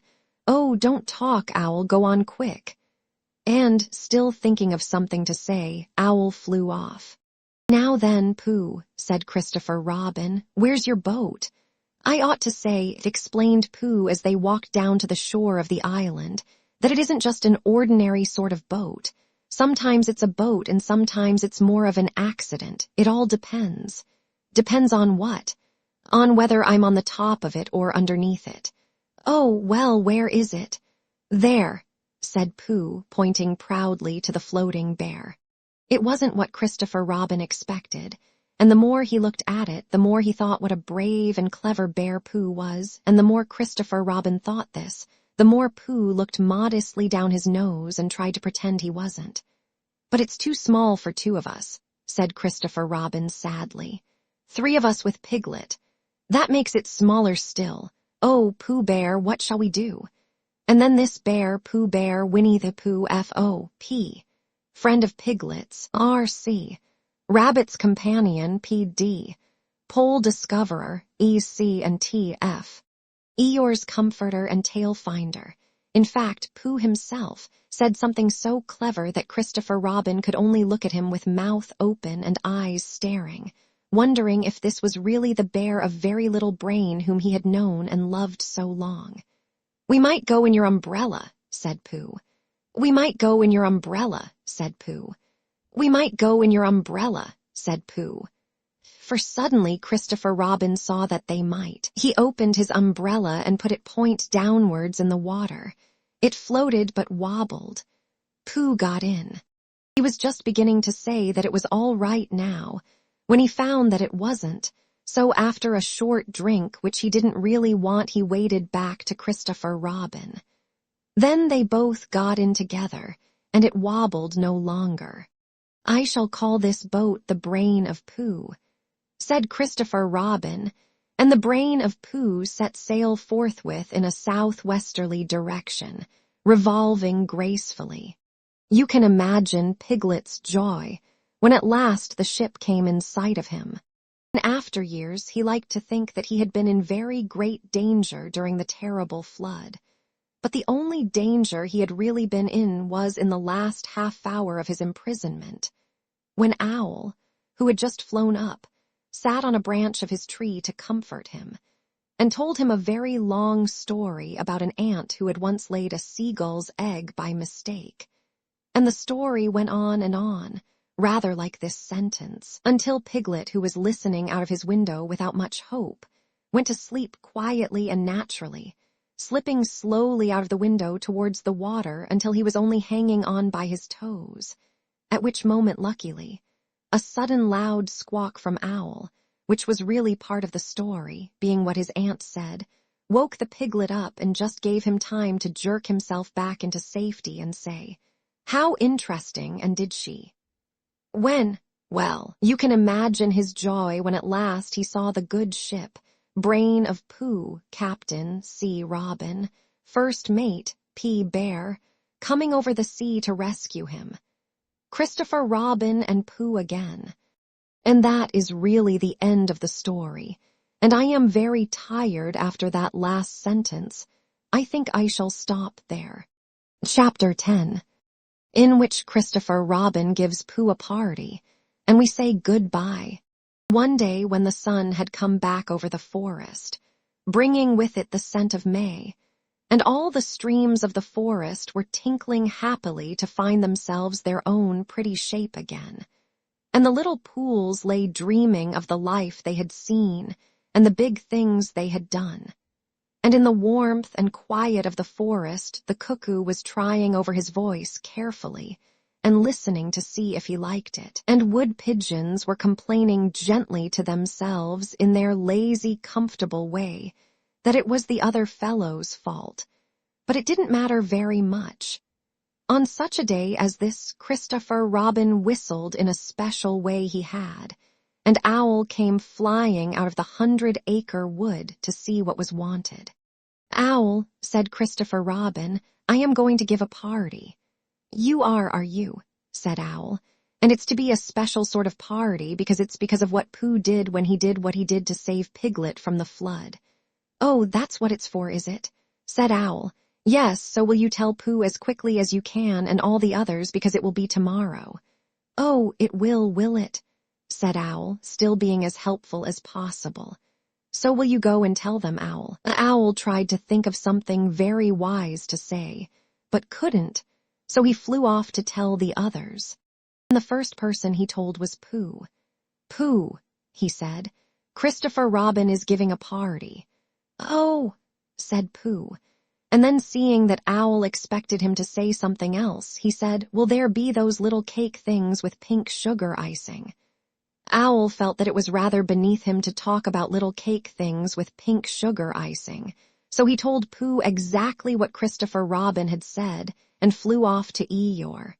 "A party for me," thought Pooh to himself. "How grand!"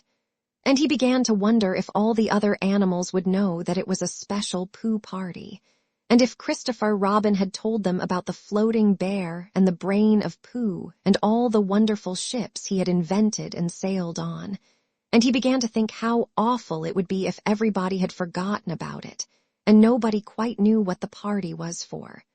And the more he thought like this, the more the party got muddled in his mind, like a dream when nothing goes right. And the dream began to sing itself over in his head until it became a sort of song. It was an anxious Pooh song. 3 cheers for Pooh. For who? For Pooh. Why, what did he do? I thought you knew. He saved his friend from a wedding. 3 cheers for Bear. For where? For Bear. He couldn't swim, but he rescued him. He rescued who? Oh, listen, do. I am talking of Pooh. Of who? Of Pooh. I'm sorry, I keep forgetting. Well, Pooh was a bear of enormous brain. Just say it again. Of enormous brain. Of enormous what? Well, he ate a lot, and I don't know if he could swim or not, but he managed to float on a sort of boat. On a sort of what? Well, a sort of pot. So now let's give him 3 hearty cheers. So now let's give him 3 hearty witches. And hope he'll be with us for years and years, and grow in health and wisdom and riches. 3 cheers for Pooh. For who? For Pooh, 3 cheers for Bear. For where? For Bear, 3 cheers for the wonderful Winnie the Pooh. Just tell me, somebody, what did he do? While this was going on inside him, Owl was talking to Eeyore. Eeyore, said Owl, Christopher Robin is giving a party. Very interesting, said Eeyore. I suppose they will be sending me down the odd bits which got trodden on. Kind and thoughtful, not at all, don't mention it. There is an invitation for you. What's that like? An invitation? Yes, I heard you. Who dropped it? This isn't anything to eat, it's asking you to the party. Tomorrow. Eeyore shook his head slowly. You mean Piglet, the little fellow with the excited ears, that's Piglet. I'll tell him. No, no, said Owl, getting quite fussy. It's you. Are you sure? Of course I'm sure. Christopher Robin said all of them, tell all of them. All of them except Eeyore. All of them, said Owl sulkily. Ah, said Eeyore. A mistake, no doubt, but still I shall come. Only don't blame me if it rains. But it didn't rain. Christopher Robin had made a long table out of some long pieces of wood, and they all sat round it. Christopher Robin sat at one end, and Pooh sat at the other, and between them on one side were Owl and Eeyore and Piglet, and between them on the other side were Rabbit, and Roo and Kanga. And all Rabbit's friends and relations spread themselves about on the grass, and waited hopefully in case anybody spoke to them, or dropped anything, or asked them the time. It was the first party to which Roo had ever been, and he was very excited. As soon as ever they had sat down, he began to talk. Hallo, Pooh, he squeaked. Hallo, Roo, said Pooh. Roo jumped up and down in his seat for a little while and then began again. Hallo, Piglet, he squeaked. Piglet waved a paw at him, being too busy to say anything. Hallo, Eeyore, said Roo. Eeyore nodded gloomily at him. It will rain soon, you see if it doesn't, he said. Roo looked to see if it didn't, and it didn't, so he said, Hallo, Owl. And Owl said, Hallo, my little fellow, in a kindly way, and went on telling Christopher Robin about an accident which had nearly happened to a friend of his whom Christopher Robin didn't know. And Kanga said to Roo, Drink up your milk first, dear, and talk afterwards. So Roo, who was drinking his milk, tried to say that he could do both at once, and had to be patted on the back, and dried for quite a long time afterwards.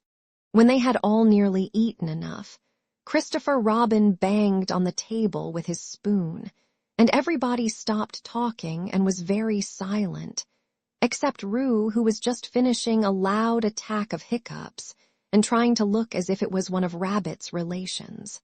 This party, said Christopher Robin, is a party because of what someone did, and we all know who it was, and it's his party because of what he did, and I've got a present for him, and here it is. Then he felt about a little and whispered, Where is it? While he was looking, Eeyore coughed in an impressive way and began to speak. Friends, he said, Including oddments, it is a great pleasure, or perhaps I had better say it has been a pleasure so far to see you at my party. What I did was nothing. Any of you, except Rabbit and Owl and Kanga, would have done the same. Oh, and Pooh. My remarks do not, of course, apply to Piglet and Roo because they are too small. Any of you would have done the same, but it just happened to be me. It was not, I need hardly say, with an idea of getting what Christopher Robin is looking for now. And he put his front leg to his mouth and said in a loud whisper, "Try under the table," that I did what I did, but because I feel that we should all do what we can to help. I feel that we should all. Hup, said Roo accidentally. Roo, dear, said Kanga reproachfully. Was it me? Asked Roo a little surprised. What's Eeyore talking about? Piglet whispered to Pooh. I don't know, said Pooh rather dolefully. I thought this was your party. I thought it was once, but I suppose it isn't. I'd sooner it was yours than Eeyore's, said Piglet. So would I, said Pooh. Hup, said Roo again. As I was saying, said Eeyore loudly and sternly, as I was saying when I was interrupted by various loud sounds, I feel that. Here it is, cried Christopher Robin excitedly. Pass it down to silly old Pooh, it's for Pooh. For Pooh, said Eeyore. Of course it is, the best bear in all the world. I might have known, said Eeyore. After all, one can't complain. I have my friends. Somebody spoke to me only yesterday. And was it last week or the week before that Rabbit bumped into me and said bother, the social round. Always something going on. Nobody was listening, for they were all saying open it, Pooh. What is it, Pooh? I know what it is. No, you don't, and other helpful remarks of this sort. And of course Pooh was opening it as quickly as ever he could, but without cutting the string, because you never know when a bit of string might be useful. At last it was undone. When Pooh saw what it was, he nearly fell down, he was so pleased. It was a special pencil case. There were pencils in it marked B for bear, and pencils marked HB for helping bear, and pencils marked BB for brave bear. There was a knife for sharpening the pencils, and India rubber for rubbing out anything which you had spelt wrong, and a ruler for ruling lines for the words to walk on, and inches marked on the ruler in case you wanted to know how many inches anything was, and blue pencils and red pencils and green pencils for saying special things in blue and red and green. And all these lovely things were in little pockets of their own, in a special case, which shut with a click when you clicked it, and they were all for Pooh. Oh, said Pooh. Oh, Pooh, said everybody else except Eeyore. Thank you, growled Pooh. But Eeyore was saying to himself, this writing business, pencils and what not, overrated if you ask me. Silly stuff, nothing in it. Later on, when they had all said goodbye and thank you to Christopher Robin, Pooh and Piglet walked home thoughtfully together in the golden evening, and for a long time they were silent. When you wake up in the morning, Pooh, said Piglet at last, what's the first thing you say to yourself? What's for breakfast? Said Pooh. What do you say, Piglet? I say, I wonder what's going to happen exciting today, said Piglet. Pooh nodded thoughtfully. It's the same thing, he said. And what did happen? Asked Christopher Robin. When? Next morning. I don't know. Could you think and tell me in Pooh sometime, if you wanted it very much? Pooh does, said Christopher Robin. He gave a deep sigh, picked his bear up by the leg and walked off to the door, trailing Winnie the Pooh behind him. At the door he turned and said, coming to see me have my bath. I might, I said. Was Pooh's pencil case any better than mine? It was just the same, I said. He nodded and went out.